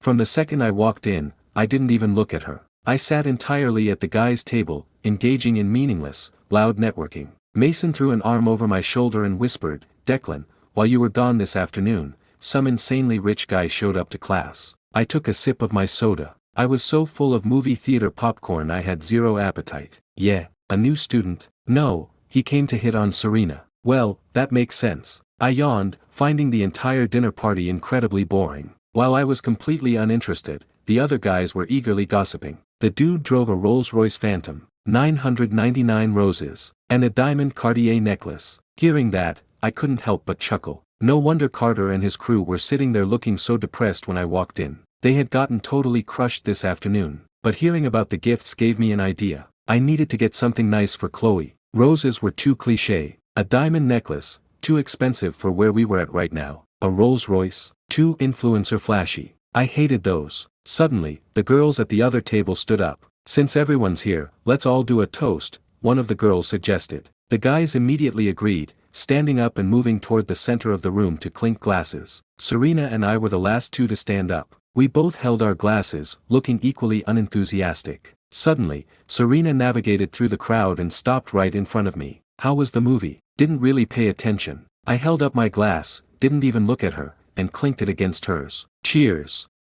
Serena hadn't expected me to be so dismissive. She hadn't walked over just to clink glasses. She pushed forward. "How much were the tickets?" It was painfully obvious small talk. $15. "Is it a good movie for a group?" "It's a good movie for anyone with a pulse." "What was it about?" I mostly just saw the kissing parts." "Declan." Chloe was standing a few feet away. Hearing the word, kissing, she immediately panicked, thinking I was bragging about what we did in the theater. "What?" Chloe hurried over, her face flushed with embarrassment. "Stop talking nonsense." "I wasn't talking nonsense, alright. Fine, whatever you say." "Whoa," the students standing nearby collectively gasped. A minute ago, it seemed like Serena was trying to initiate conversation while I was acting cold. But now, I was acting like a total whipped golden retriever for Chloe. Serena's internal alarm bells went off. What was happening? Did Chloe not want me talking to her? Was she not even allowed to ask about a movie? "Oh, Chloe, you misunderstood. I was just asking if the movie was good, mostly because." Serena hesitated. Should she drop the hint? She was supposed to be the unapproachable ice queen. She had to be subtle. "Mostly because nobody invited me to go." "Oh, I completely misunderstood. I'm so sorry," Chloe quickly apologized. I looked at Serena, genuinely confused. Serena felt a spark of victory. He gets it. He knows I'm hinting at him to ask me out to a movie. I stared at her. "Your family lives in Beverly Hills. You can't afford a $15 movie ticket unless someone buys it for you. Why are you so cheap?" When it came to flirting with a girl I actually liked, my emotional intelligence was off the charts. But when dealing with Serena, I activated maximum straight man mode. I took everything she said at face value and refused to read between the lines. But Chloe understood perfectly. Serena's hint wasn't even that subtle, it was just hard to interpret because she always looked so incredibly pissed off. "Declan, you can't just say things like that." Chloe grabbed Serena's hand. "Come on, ignore him. Let's go over here." I stood there like an idiot, totally bewildered. What did I say? It's the truth. Serena let Chloe pull her to the side, feeling incredibly awkward. "Chloe, I'm so sorry. I know this is terrible timing." "It's fine, I completely understand." Chloe glanced back at me. "I know a guy like him won't be satisfied with just one girl, I get it. And you're amazing. Can you teach me how to do it?" What would I teach you? I don't even know what I'm doing." I can't really explain my situation, but mainly." Serena threw a glance in my direction. "I just want to get to know him better. I promise I won't cross any lines." "Oh, he'll be the one crossing the lines." Chloe almost blurted out, but quickly bit her tongue. Everyone wanted to figure me out. Almost every student in the room was trying to find an excuse to talk to me. A few people were even exaggerating the story of Vincent Thorne's arrival this afternoon just to see how Declan the billionaire would react. But I truly did not care. After dinner, the night finally wound down. I watched Chloe and Serena walk back onto campus hand in hand, then called an Uber back to my hotel. I still needed to buy a house, and I still hadn't figured out a good lie to explain sending money to my parents. I had a lot of work to do. Back at the dorm, Chloe was instantly ambushed by the girls in her class. "Are you guys officially dating or what? What did you do this afternoon? Mia said you sat in the back row at the movies. Did you kiss? How far did you go? Does he have any rich friends? Can you introduce me?" Chloe felt dizzy from all the questions, but a wave of possessiveness washed over her. She could see the pure envy in her classmates' eyes, and she actually kind of loved it. Everything is great. It's moving fast. We aren't officially official yet, but soon. That was the boldest statement she had ever made in her life. Meanwhile, Serena sat in her dorm room, feeling completely out of sorts. "Serena, do you want some instant milk tea?" Her roommate, Lily, turned around holding a cheap packet of powder, then paused. Given Serena's background, she assumed the girl wouldn't touch anything that didn't cost at least $10 a cup. Serena always carried an aura of untouchable elegance, and rarely engaged in casual dorm banter. "Yeah, I'll pass, actually, wait." Serena caught herself. Lily blinked. "Huh, I mean, can I have a cup?" Serena's tone softened significantly, dropping her usual icy guard. "Of course." Lily quickly pulled out a packet. "It's not fancy or anything, I hope you don't mind." "It's perfect." Serena took the packet, a small smile touching her lips. She was starting to realize why I was ignoring her. It was because I was incredibly grounded. You could tell just by how I talked and acted. I never put on airs, and neither did Chloe. If Lily offered this to Chloe, she would definitely drink it. Serena thought, staring at the cheap plastic packet. The next day, I rolled over in my massive hotel bed, checking my phone. Another $10 million had hit my account. It was Saturday, and I was planning to take Chloe out again. It was a little past 9 a.m. when I finally sat up. Man, getting suspended is the best. I grabbed my phone and shot a text to Chloe. "Me, morning, Chloe. Send kisses." Kiss emoji. Chloe was currently sitting in a morning lecture. When she saw the text, she frantically checked her surroundings to make sure no one was looking at her screen. She had no idea how to respond. Her heart fluttered excitedly. After struggling for a few minutes, she shoved her phone toward Jessica, who was sitting next to her. "Jessica, I think I'm losing my mind." She looked genuinely distressed. "Tell me what to do. I didn't say yes yesterday, but he's acting so cocky." Jessica, the resident dating veteran, glanced at the text and smirked. "Want me to handle it, can you?" Jessica loved this kind of stuff. She grabbed the phone and immediately started typing. Chloe hovered nervously, terrified of being caught. When she saw what Jessica was typing, she lunged for the phone. "No, don't say that. That's so embarrassing. What are you afraid of? The more scared you act, the more he wins. You have to fight fire with fire." I lay in bed, waiting for a reply. Ding! The message popped up. "Chloe, I'll send kisses, but I want to see your abs first. All 8 of them." Smirk. What the hell? Where did this come from? I was totally confused. She wanted me to send in a pic. "Chloe, do you have them or not? Do you want the kisses or not?" Me, "Never mind, I don't want the kisses." Ha! He chickened out. Jessica scoffed, looking at the screen with total disdain. "I thought he was some kind of master." Chloe frowned. "This is your fault. Now he's going to think I'm easy." "So what? You act way too timid around him. He knows you're scared of him,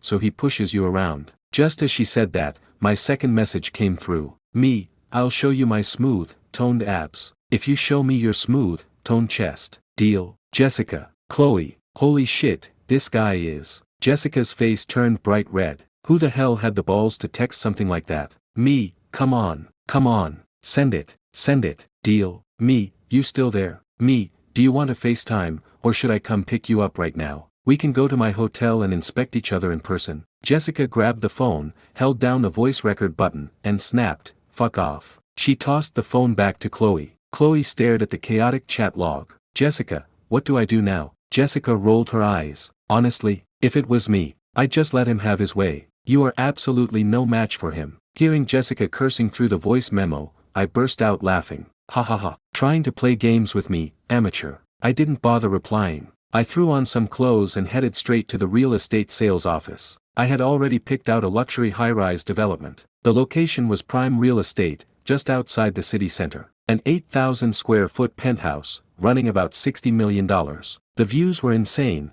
but more importantly, it was only a 7-minute drive to campus. It was the perfect starter home. I walked out of the hotel and decided to take the outrageously colorful Lamborghini Aventador as my ride for the day. 10 minutes later, the car smoothly pulled up to the luxury real estate sales center. The moment I walked in, a sharply dressed saleswoman hurried over. "Hello, do you have an appointment?" "Yeah, I sent my info over yesterday." "The name is Vance," I replied. The saleswoman nodded, her eyes completely glued to my face. "What a gorgeous kid." She glanced behind me. "Are your parents parking the car?" "Huh. You need a background check." I was confused. I had contacted them last night, and they had required me to provide proof of funds. Since these units were in the 8-figure range, they couldn't just let anyone tour them, the sales team would be overwhelmed. No, I meant, are you here by yourself? She clarified. I nodded seriously. Yeah. A flash of surprise crossed her eyes. She had seen plenty of young people buy apartments here, usually couples or newlyweds, but she had never seen a guy this young come in alone.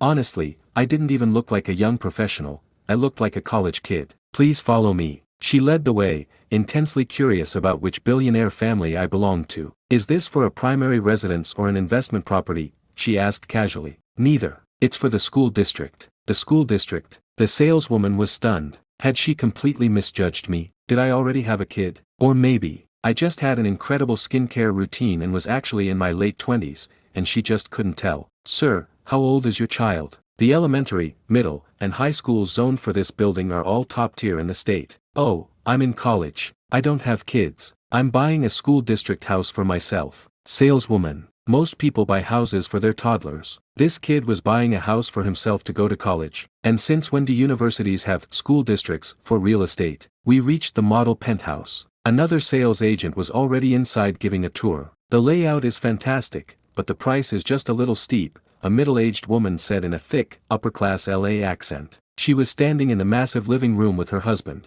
I walked in with my saleswoman, and we made brief eye contact with the couple, nodding politely. Sir, we only have 7 of these penthouse units left. South-facing, incredible cross-ventilation. The saleswoman went into her pitch. After a few minutes, she asked, where do you go to school? I pointed out the window toward the university. West Coast U. Oh, a top-tier student, she smiled. Those words immediately caught the attention of the middle-aged couple. The husband whispered, West Coast U. Isn't that where Serena goes? The woman eyed me curiously. I think so. Is he one of Serena's classmates? Why isn't he in class? How much for the unit on the 12th floor? I asked, cutting to the chase. The saleswoman hesitated for a few seconds, exchanging a subtle glance with the other agent across the room. Information silently passed between them. The market is a little tough right now, but with current regulations, the absolute lowest we can go is $59 million. How does that sound? $56 million. I'll pay today. The moment I said that, the entire room went dead silent. The middle-aged couple had been aggressively haggling, and the lowest price they had gotten was $59 million. Sir, that's really putting us in a tough spot. We absolutely cannot authorize a discount that large. The saleswoman didn't look like she was faking it. $57 million. I didn't know how to haggle, and I honestly didn't have a specific target price in mind. My entire strategy was just, you throw out a number, I throw out a lower number. If you drop the price, I consider it a win. That was it. Let me speak to my manager. You're absolutely sure you can process the payment today? In full, cash. Excellent, please wait one moment. A few minutes later, she returned, her customer service smile dialed to 1,000. Mr. Vance, we pulled every string we could. $58 million. We'll throw in a 2-year lease on a premium parking spot and fully furnish the unit with high-end appliances. How does that sound? Just as everyone assumed I was going to walk away, I said, deal. Can I move in tomorrow? Absolutely. Once the wire clears, you can move in immediately. We'll handle the deed transfer and notify you when the paperwork is finalized. The saleswoman practically jumped for joy. This kid acted like he knew how to haggle, but he was basically just throwing numbers at the wall. And the number he landed on was a massive win for her commission. If she wasn't already married, she would have absolutely shot her shot. Oh my, kids these days are really something else, the middle-aged woman marveled. Her husband nudged her. He goes to West Coast U. Go ask him. Maybe he knows Serena. The woman hurried over. Excuse me, young man, what school did you say you go to? West Coast U, ma'am, I replied politely. Wow, that's amazing. My daughter goes there too. What year are you? Freshman. No way, my daughter is a freshman too. What's your major? Digital media arts. Oh my god, my daughter is in digital media arts. The woman stopped talking, suddenly realizing how insane the coincidence was. I looked at the couple, buying a luxury penthouse, and their daughter is in my class. What are the odds? The husband walked over with a warm smile. Young man, why aren't you in class today? Oh, sir, I got suspended and sent home to reflect on my behavior. The woman turned and glared at her husband. Are you an idiot? Are you getting dementia? Why would you ask him that? She quickly turned back to me with a massive smile. Don't mind him, your uncle's brain doesn't work right. He doesn't know how to talk to people. It's fine, it's the truth. I mean, I really did get suspended. While we talked, I took a closer look at them. I had to admit, they kind of reminded me of Serena. Sure enough, the woman asked, what's your name, sweetie? My daughter's name is Serena Vanderbilt. Do you know her? Oh, Serena. Yeah, I know her. Right on cue, the saleswoman walked over. Mr. Vance, you're paying in full, correct? We have the contracts ready in the VIP lounge. Would you like to review them? Sounds good. Excuse me for a moment, I said to the couple. Of course, take your time, the woman beamed. They were Arthur and Eleanor Vanderbilt, Serena's parents. The agent who had been giving them a tour quickly walked over. Mr. and Mrs. Vanderbilt, would you still like to look at the unit? What's the point of looking? Eleanor rolled her eyes. You guys wouldn't drop the price a single cent. Besides, she looked at my retreating back. My daughter might not need us to buy her a house anymore. Someone else might buy it for her. Ha ha ha. Eleanor was the quintessential rich LA housewife, loud, overly friendly, and prone to gossip. Arthur looked at her with pure disdain. Stop talking nonsense. You look at every young guy like he's your future son-in-law. The Vanderbilt family was wealthy, but they weren't old money aristocrats or tech billionaires. The family fortune started with Serena's grandfather, who made a series of incredibly smart real estate investments in the 80s. When he made his first million, he didn't stop. He built a massive portfolio of commercial properties, securing a rock-solid foundation for the family. Arthur took over and expanded into venture capital, generating massive returns over the decades. Interestingly, both generations of Vanderbilt men were incredibly down-to-earth and pragmatic. But when it came to Serena, that pragmatism vanished. They had achieved generational wealth, and they were determined to raise their only daughter like an absolute princess, showering her with everything money could buy. Because of that, they desperately wanted her to marry into a good family. The Vanderbilts were worth at least $2 or $3 billion, and they had plenty of liquid assets. Dropping $50 million in cash wouldn't be an issue. Arthur was a smart investor who always prioritized cash flow. He never let himself get caught without liquid capital. But being rich doesn't mean being stupid. A $58 million house was still a massive purchase, and he fully intended to aggressively negotiate the price. He never expected me to just walk in and drop the hammer. Man, that kid has no idea how to negotiate, Arthur sighed. Eleanor grabbed his arm and dragged him forward. Come on, let's see if he actually goes through with it. I need to text Serena. There's a major catch in her class. Arthur stumbled after her, grumbling, what is wrong with you? Why are you rushing? The kid is buying a house, why are you being so nosy? What do you know? Eleanor glared at him over her shoulder. With Serena's personality, always acting so cold and distant, what if she goes all 4 years without finding a boyfriend? I'm just doing some early scouting. Scouting for what? Arthur scoffed. Serena has great taste. If she finds a good one, she won't let him go. Bullshit. I don't know who she gets it from. Her standards are in the stratosphere. How can she have good taste when she rejects everyone? You think about it. Think about your daughter's personality. Trying to get her to hold a conversation is like pulling teeth. I have to help her look out for opportunities. While arguing, the two of them followed me into the VIP signing area. The saleswoman was grinning ear to ear, handing me the contract like I was a literal god of wealth. Mr. Vance, please review this. This is the purchase agreement. $58 million, paid in full. I took the pen and aggressively scribbled my signature. I had been practicing. I couldn't be writing my name like a third grader taking a spelling test anymore. Eleanor watched me sign and nodded approvingly. Nice signature. Strong penmanship. Oh my God, are you grading him on his calligraphy now? Arthur groaned in exasperation. After signing, I pulled out my phone to initiate the wire transfer. Eleanor's eyes went wide. She grabbed her husband's arm. Quick, take a picture. Send it to Serena. Why would I take a picture? Arthur complained, though his hand instinctively reached for his phone. That's an invasion of privacy, be cool. I'm just taking a picture of his back. At that exact moment, Serena was sitting in her classroom, staring at the rain outside the window. After Vincent's dramatic stunt yesterday, her world had gotten significantly quieter. But it wasn't totally peaceful. Her financial status was now public knowledge. Everyone knew she was a Beverly Hills heiress. Because of that, all the average guys had completely given up on pursuing her. But the truly ambitious guys, and the ones coming from wealthy families themselves, were now aggressively shooting their shot. Ugh, she sighed. She honestly did want to experience romance. She looked down at her phone. She had accepted a few friend requests. This guy's family has money, but he's ugly. This guy has a good background and he's cute, but he's too short. This guy is way too arrogant. This guy is smart and funny, but he's incredibly condescending. This guy is even more boring than I am. Serena had no idea what kind of guy she was looking for. She was almost scared to text me now, because every time we talked for more than 2 minutes, I ended up insulting her. Suddenly, her phone buzzed with messages from both her mom and her dad at the exact same time. They were all photos. She quickly opened them. What the? Serena stared at the photos, her heart skipping a beat. She recognized the back of the head instantly. It was me. Serena, Mom, Dad, how do you know Declan? Eleanor, he really is your classmate. He came here to buy a house. We bumped into him and chatted for a bit. Arthur, do you have his number? Serena, yeah. Eleanor, good, good, good. Having his number is good. I think this young man is outstanding. Incredible aura, very handsome, and he just bought a house. He's planning to settle down in LA. You two have 4 years together, you need to spend some time getting to know him. He's a great catch. Mom is giving you her official stamp of approval. Serena, ugh, stop trying to manage my life. Eleanor, Mom is just giving you a suggestion. It's a miracle we ran into him. You'll never see him buying real estate while you're sitting in a classroom.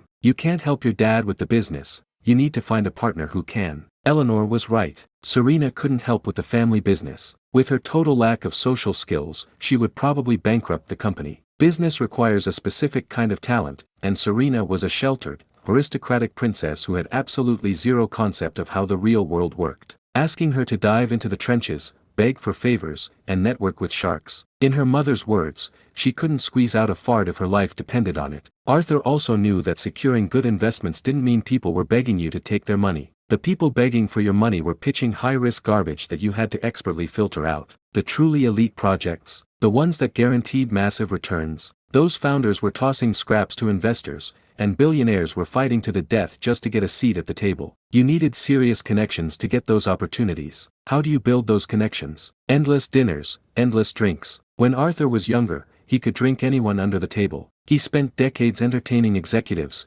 politicians, and clients. The game was complicated, and he absolutely refused to let his daughter get dragged into it. He knew the reality of elite business circles.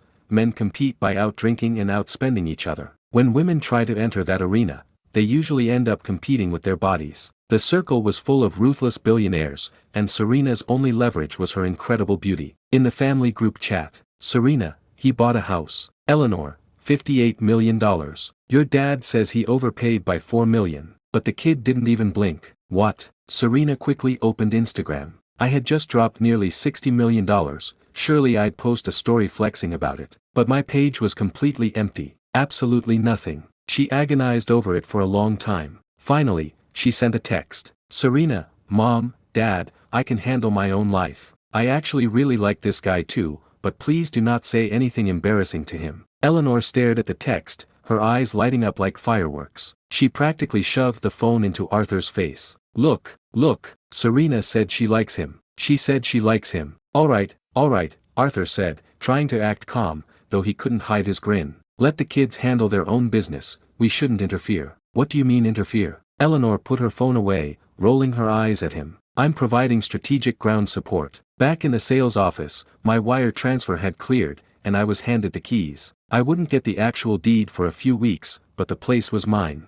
Mr. and Mrs. Vanderbilt, how did you guys get here? Do you need a ride? I asked, just trying to be polite. No need, we have our driver. Young man, where are you eating lunch? Why don't you come to our house, I'll cook for you. The overwhelming hospitality threw me off. Was she acting like this just because I was Serena's classmate? No thanks, I actually have some things to take care of. What could you possibly have to take care of? Didn't you say you got suspended from school? Eleanor had zero filter and just blurted it out. Arthur jabbed her in the ribs, then smiled smoothly. Declan, don't mind her. Your aunt's brain doesn't work right, she's losing it. Come over and hang out. You're Serena's classmate, and we really hope you can look out for her on campus. Do your uncle a favor. And when you graduate, if you ever need help with anything, my door is always open. His pitch was flawless, but it was still incredibly sudden. I thought about it. I honestly didn't have anything else to do today except shop for furniture and electronics, but I needed to officially file for off-campus housing before I could move in anyway, which meant I was still basically living in the dorms or the hotel. Before I could answer, Eleanor's hand shot out and grabbed my arm. She gripped me tight, her face radiating aggressive hospitality as she literally pulled me toward the exit. Declan, your uncle and I have been operating in LA for decades. We know the landscape perfectly. In the future, whether you want to start a business or invest in something,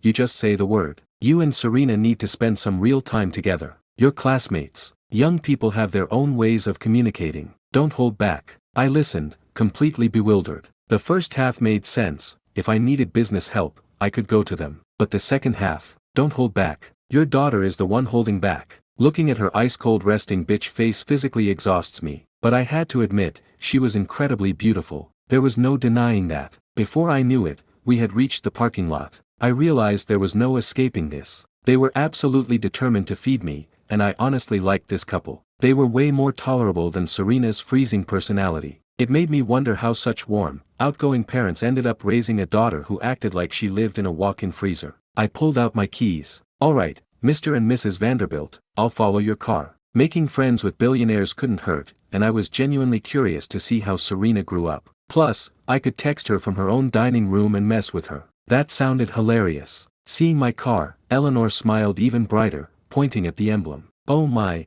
is that a Lamborghini? Lamborghini, right? Eleanor's attempt at an Italian accent filtered through a thick LA Valley girl drawl was incredibly funny. Yeah, ha ha ha. I was totally won over by their vibe. Mrs. Vanderbilt, I'm definitely crashing your lunch today. I'm going to text Serena a picture of the food just to make her jealous. Ha ha ha. Good, good, let's go. Arthur patted my shoulder warmly as he led Eleanor toward their waiting Maybach. Lunchtime on campus. Serena finally had some friends, specifically, her roommates Lily and Rachel. It was all because of that packet of instant milk tea yesterday. The Ice Princess had finally descended to the mortal realm. The cheap milk tea had tasted surprisingly good, and her roommates were incredibly sweet. Lily, Serena. Yesterday this guy from the business department asked for my Snapchat. Do you think I should give it to him? He said he wants to take me to dinner, Rachel said, looking a little smug. Lily's eyes lit up. What does he look like? Is he cute? He's alright, he seems really nice. I casually mentioned that I didn't have a Netflix subscription to watch this new movie,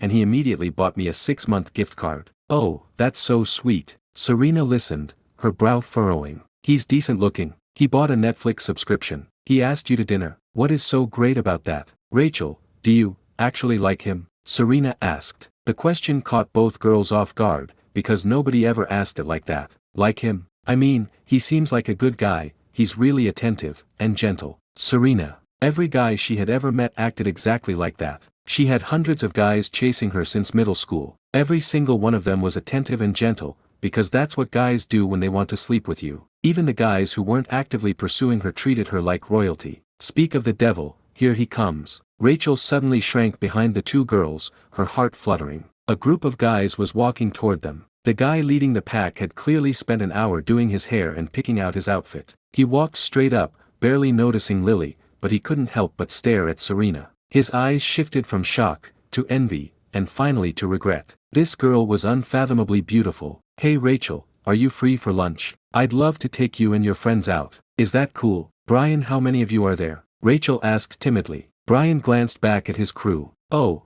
it's me and my 3 buddies. So 4 guys and 3 girls. When he said 3 girls, Brian intentionally paused, trying to gauge their reactions. They were business majors, so they didn't know Serena, and they had only vaguely heard the rumors about my cars yesterday. Lily kept a polite smile plastered on her face and subtly nudged Rachel forward. Serena just stood there, looking completely blank. She wanted to see how normal people dated, especially when it started with a guy actively pursuing a girl. Brian's 3 friends stood a few feet away, whispering to each other, their eyes constantly darting toward Serena. They couldn't hide how blown away they were. They had pushed Brian to organize this lunch, pretending they were just being good wingmen. But in reality, they were hoping to turn it into a mini-mixer so they could score dates with Rachel's friends. They never expected to stumble across someone who looked like Serena. With her icy demeanor and effortless elegance, she radiated power. They were absolutely starstruck. This was the jackpot. Brian was already regretting his choices. Rachel was cute enough, but who knew she lived with an actual supermodel? So, what do you say? Brian asked. Rachel turned to look at Serena and Lily. Lily tugged on Rachel's shirt and blinked rapidly, signaling a massive yes. Serena hesitated. She hated these kinds of group dinners, but she remembered that she was only standing here because she accepted that cup of cheap milk tea. She was trying to integrate into normal life. She wanted to change. She didn't want to just be the unapproachable Beverly Hills princess anymore. She just wanted to be Serena, the normal college girl. I don't mind. Awesome. Rachel felt incredibly validated as the pursued girl. Let's just grab something casual, we have a study hall session this afternoon. Don't worry about it, you can just show up late, none of us are going. We'll just swipe our IDs and head back to the dorms, Brian said, smoothly taking Rachel's umbrella and holding it over her head. The other guys immediately swarmed forward. Hey, let me get that for you. A tall, skinny guy stepped right in front of Serena, offering to take her umbrella, desperate for a chance to interact. Serena shook her head.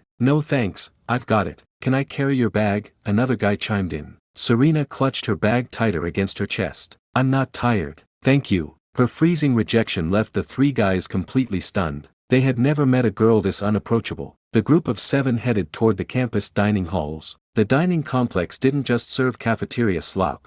The 5th floor was filled with private, made-to-order mini-restaurants where students went when they wanted to treat themselves. The 6th floor was a campus hotel. The restaurants were packed with students grabbing lunch, and wherever Serena walked, she instantly became the center of attention. It was impossible not to notice her, especially for her former suitors in our major, Carter, Chase, and Noah. Liam and Mason were also there, eating together. Carter frowned. What the hell? What is Serena doing? Chase scoffed. The 3 of us were competing fairly, and then that guy in the Rolls-Royce showed up yesterday and crushed us. And now she's eating lunch with some random dudes. I'm starting to think this isn't about money. Noah pushed his glasses up. Then what is it about? Chase analyzed the situation. She's doing this just to spite us. Look at those guys. Do they look like they have money? Carter felt thoroughly depressed. Yeah, yesterday that rich guy totally demoralized me, but I realized it doesn't matter. It's about who Serena actually likes. And she clearly didn't like him. Plus, we aren't exactly broke. We still have a shot.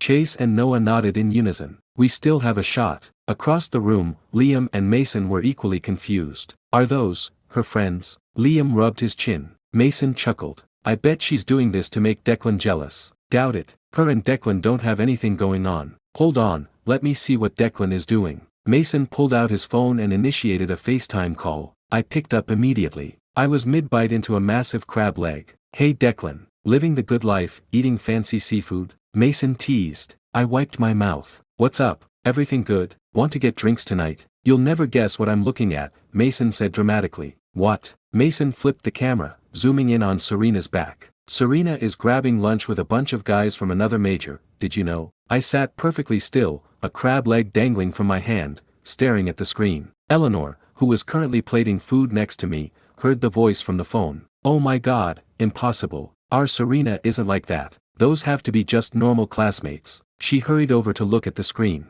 Sure enough, there was Serena, surrounded by 3 guys who were practically tripping over themselves to impress her. She didn't look interested, but she wasn't walking away either. They were clearly eating together. That brat, that little brat. Declan, don't overthink this, it's definitely a misunderstanding. Eleanor panicked. I slowly lowered the crab leg. I don't really care, honestly. Mrs. Vanderbilt, your cooking is incredible. Eleanor ignored my compliment, frantically pulling out her own phone to call her daughter. As the phone rang, she asked, Declan, do you recognize those boys? Nope. Are they in your class? Nope. On the other end of the FaceTime call, Mason was completely mind-blown. Declan, where the hell are you? Who was that woman? Oh, I'm eating lunch at Serena's house. That was Serena's mom. Mason, I'm hanging up now. He hit the end button and stared blankly at the table. What the fuck does this mean? Declan is eating at Serena's house, and Serena is eating with random guys at the dining hall. My brain is melting. For any normal person,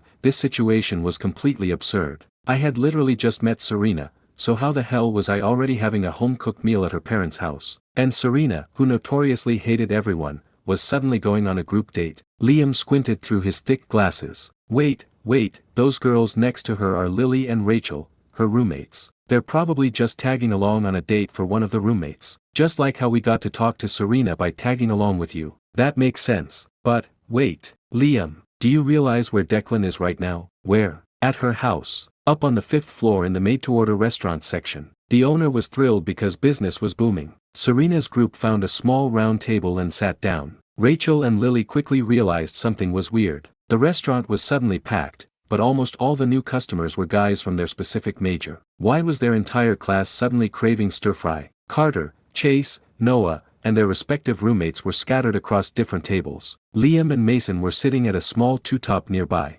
Mason, this feels wrong. Declan hasn't even made a move on Serena yet, Liam whispered. Mason put on his master strategist face. You have to eat the elephant one bite at a time. On campus, Declan secures Chloe. Off campus, he bypasses Serena and secures her parents, and ultimately, Mason clenched his fist dramatically. He takes them all. I mean, I guess. Going to her house for lunch on day 2 is an insane power move. Serena had just sat down when her phone started vibrating. Hey, Mom, I'm eating lunch with my classmates. What classmates? Just my roommates. Who are those guys with you? Are you spying on me? No. Declan was FaceTiming his friends, and I accidentally saw the screen. Declan? Yes. I invited Declan over for lunch. Oh my God, this boy is amazing. He's so handsome, and so polite. You need to spend some serious time with him. Declan is eating at our house right now. Serena shot up from her chair, her voice echoing across the restaurant. She scared the life out of everyone at her table. Carter immediately leaned in toward his buddies. Fuck, Declan, are we supposed to be competing with him? Chase looked absolutely miserable. Let's see how this plays out, this is getting complicated. Through the phone, Eleanor was still aggressively hyping me up. Serena slowly sat back down, a chaotic mix of emotions swirling in her chest. She was thrilled, relieved, but also extremely anxious. Why didn't he tell me? I was the one who invited him. Why would he tell you? You still haven't explained what you're doing. Oh, I'm just tagging along. One of my roommate's friends invited her to lunch, and they asked me and my other roommate to come. Serena quickly explained the situation. Eleanor instantly understood. It was a classic setup. Guy likes girl, guy invites girl's friends to make her feel comfortable. Oh, okay, that's fine. Just make sure you get along with your classmates. Eleanor was completely relieved and quickly hung up. Declan, Serena's roommate is going on a date. The guy invited Serena and her other roommate as wing women. I was currently destroying a plate of short ribs. I nodded vigorously. Oh, really? That's great. Serena never talks, it's good that she's making friends. Exactly. It's so good that you understand. Hearing Serena explicitly confirm that I was at her house completely crushed the guys in the room. Carter and his crew immediately regretted coming here. Their intentions were obvious, and they were massively out of their depth. Now, it all depended on Serena's attitude. Brian and his friends were completely out of the loop, staring blankly at Serena. Who is at your house? One of Brian's friends asked. Lily leaned forward, practically vibrating with gossip. Declan Vance. He went to her house. Declan Vance? That name sounds super familiar. Who is that? Brian wasn't in our major, so he wasn't fully plugged into our specific drama. Rachel quickly explained, he's the insane billionaire freshman in our major. The guy who caused the massive scandal yesterday because everyone thought he rented a BMW X7 to show off. Oh yeah, the rental car kid. I remember hearing about that, so what happened? Was it actually a rental? Another guy asked. The incident had blown up primarily within our specific department. While the delivery of the 3 supercars had happened right in front of our building, students from other majors had only heard vague rumors. Lily looked incredibly proud, as if she owned the cars herself. A rental? Try again. Declan bought 3 more supercars yesterday, a Porsche, another Porsche, and a crazy colorful sports car. Lily didn't know much about cars, so she couldn't differentiate between a Taycan and a Panamera. And since the Lamborghini Aventador was custom wrapped in an iridescent color shift vinyl, she had no idea what to call it. No one cared about her lack of car knowledge, they were paralyzed by the description. No way, you're making that up, the guys scoffed, refusing to believe it. I'll show you the video. I recorded it yesterday. Lily was desperate to prove it. Rachel pulled out her phone too. I have a video too. And look, our classmates are sitting right over there. Hey Mason. Mason, you're Declan's roommate, right? Being called out in front of the entire restaurant, Mason awkwardly raised his hand.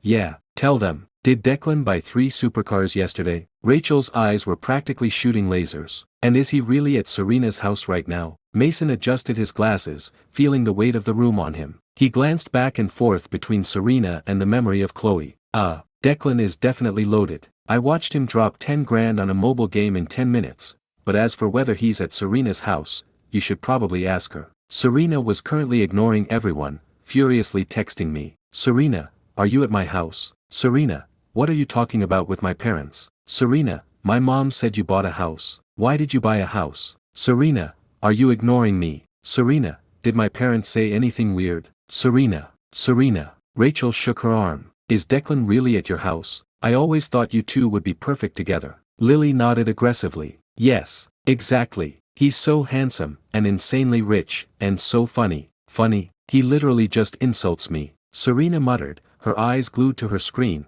her anxiety spiking. She desperately needed answers, but I wasn't replying. Insults you? That's called flirting. It's playful banter. Did he go to your house to ask for your parents' blessing? Stop it, he's basically dating Chloe right now, it has nothing to do with me. Oh please. Lily rolled her eyes, acting like a seasoned relationship guru. He's a billionaire. Having multiple girlfriends is totally normal for guys like that. He probably doesn't want to make things awkward for you or Chloe on campus, so he's dating Chloe at school, and he's locking you down off campus with your parents. There was absolutely zero logic to that statement, but in Serena's panicked, chaotic brain, it made perfect sense. Does he actually like me? She thought. She turned to Lily. Really? Definitely. Why else would he go out of his way to have lunch with your parents? For the food? Hearing that, Serena finally set her phone down, a wave of relief washing over her. Okay, that has to be it. Then why isn't he telling me? He's already with Chloe, there has to be a pecking order. Oh, I guess that makes sense. The guys sitting around the table felt their souls leave their bodies. Brian and his friends felt a wave of profound sadness and intense jealousy. After watching the videos on Rachel's phone, they knew they had no chance. It wasn't AI generated. The background was clearly the campus courtyard, and the cars were terrifyingly real. They realized this gorgeous girl had already been claimed by a god. Lily was cute, but there is no comparison when you've seen perfection. Having seen Serena, the guys had absolutely zero interest in Lily anymore. At the other table, Carter and his friends silently picked up their teacups and took slow, depressing sips. They didn't say a word. The atmosphere was completely dead. They had assumed that because Serena rejected Vincent Thorne yesterday, they still had a chance. Vincent was an older corporate guy. He wasn't on campus every day to compete with them. But if Declan wanted to, he could publicly humiliate them every single day for the next 4 years. The food arrived, but the guys had completely lost their appetites. Mason and Liam, on the other hand, ordered a few cheap appetizers and were happily chowing down. They had zero pressure. Serena clutched her phone, a soft smile playing on her lips. I finally texted back, I'm stuffed, your family's chef is incredible. Me, your mom is so nice. Me, yeah, I bought a house,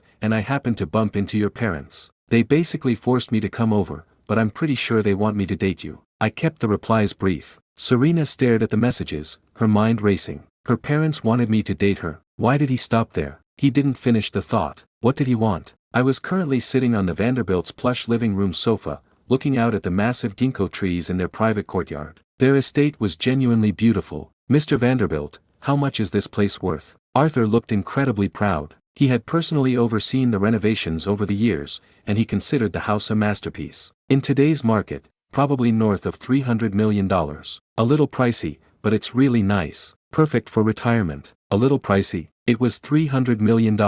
But to me, that was just a month's allowance. I could buy it in cash without blinking. I realized I sounded like an arrogant asshole and quickly corrected myself. Mr. Vanderbilt, I meant the property is incredible. It's fantastic. Actually, I was hoping to ask you for a favor. Name it, son. Could you keep an eye out and let me know if any other historic estates in this neighborhood go up for sale? I'd love to tour one. I want to buy one so my parents have a place to retire. This. Arthur's mouth twitched. In his mind, I was definitely rich, but my money had to come from my parents. I was spending their money according to their instructions. Buying a $58 million penthouse. Sure, maybe they authorized that. But he didn't believe for a second that my parents didn't know about it. He assumed they were just training me to handle massive transactions. But why was I suddenly asking to buy a $300 million historic estate? Is this your parents' idea? Oh, they have no idea. I want to surprise them. Arthur went completely silent. He stared at me, searching my face for even a fraction of a millimeter of hesitation, lying, or faking it. He found absolutely nothing. This kid was dead serious.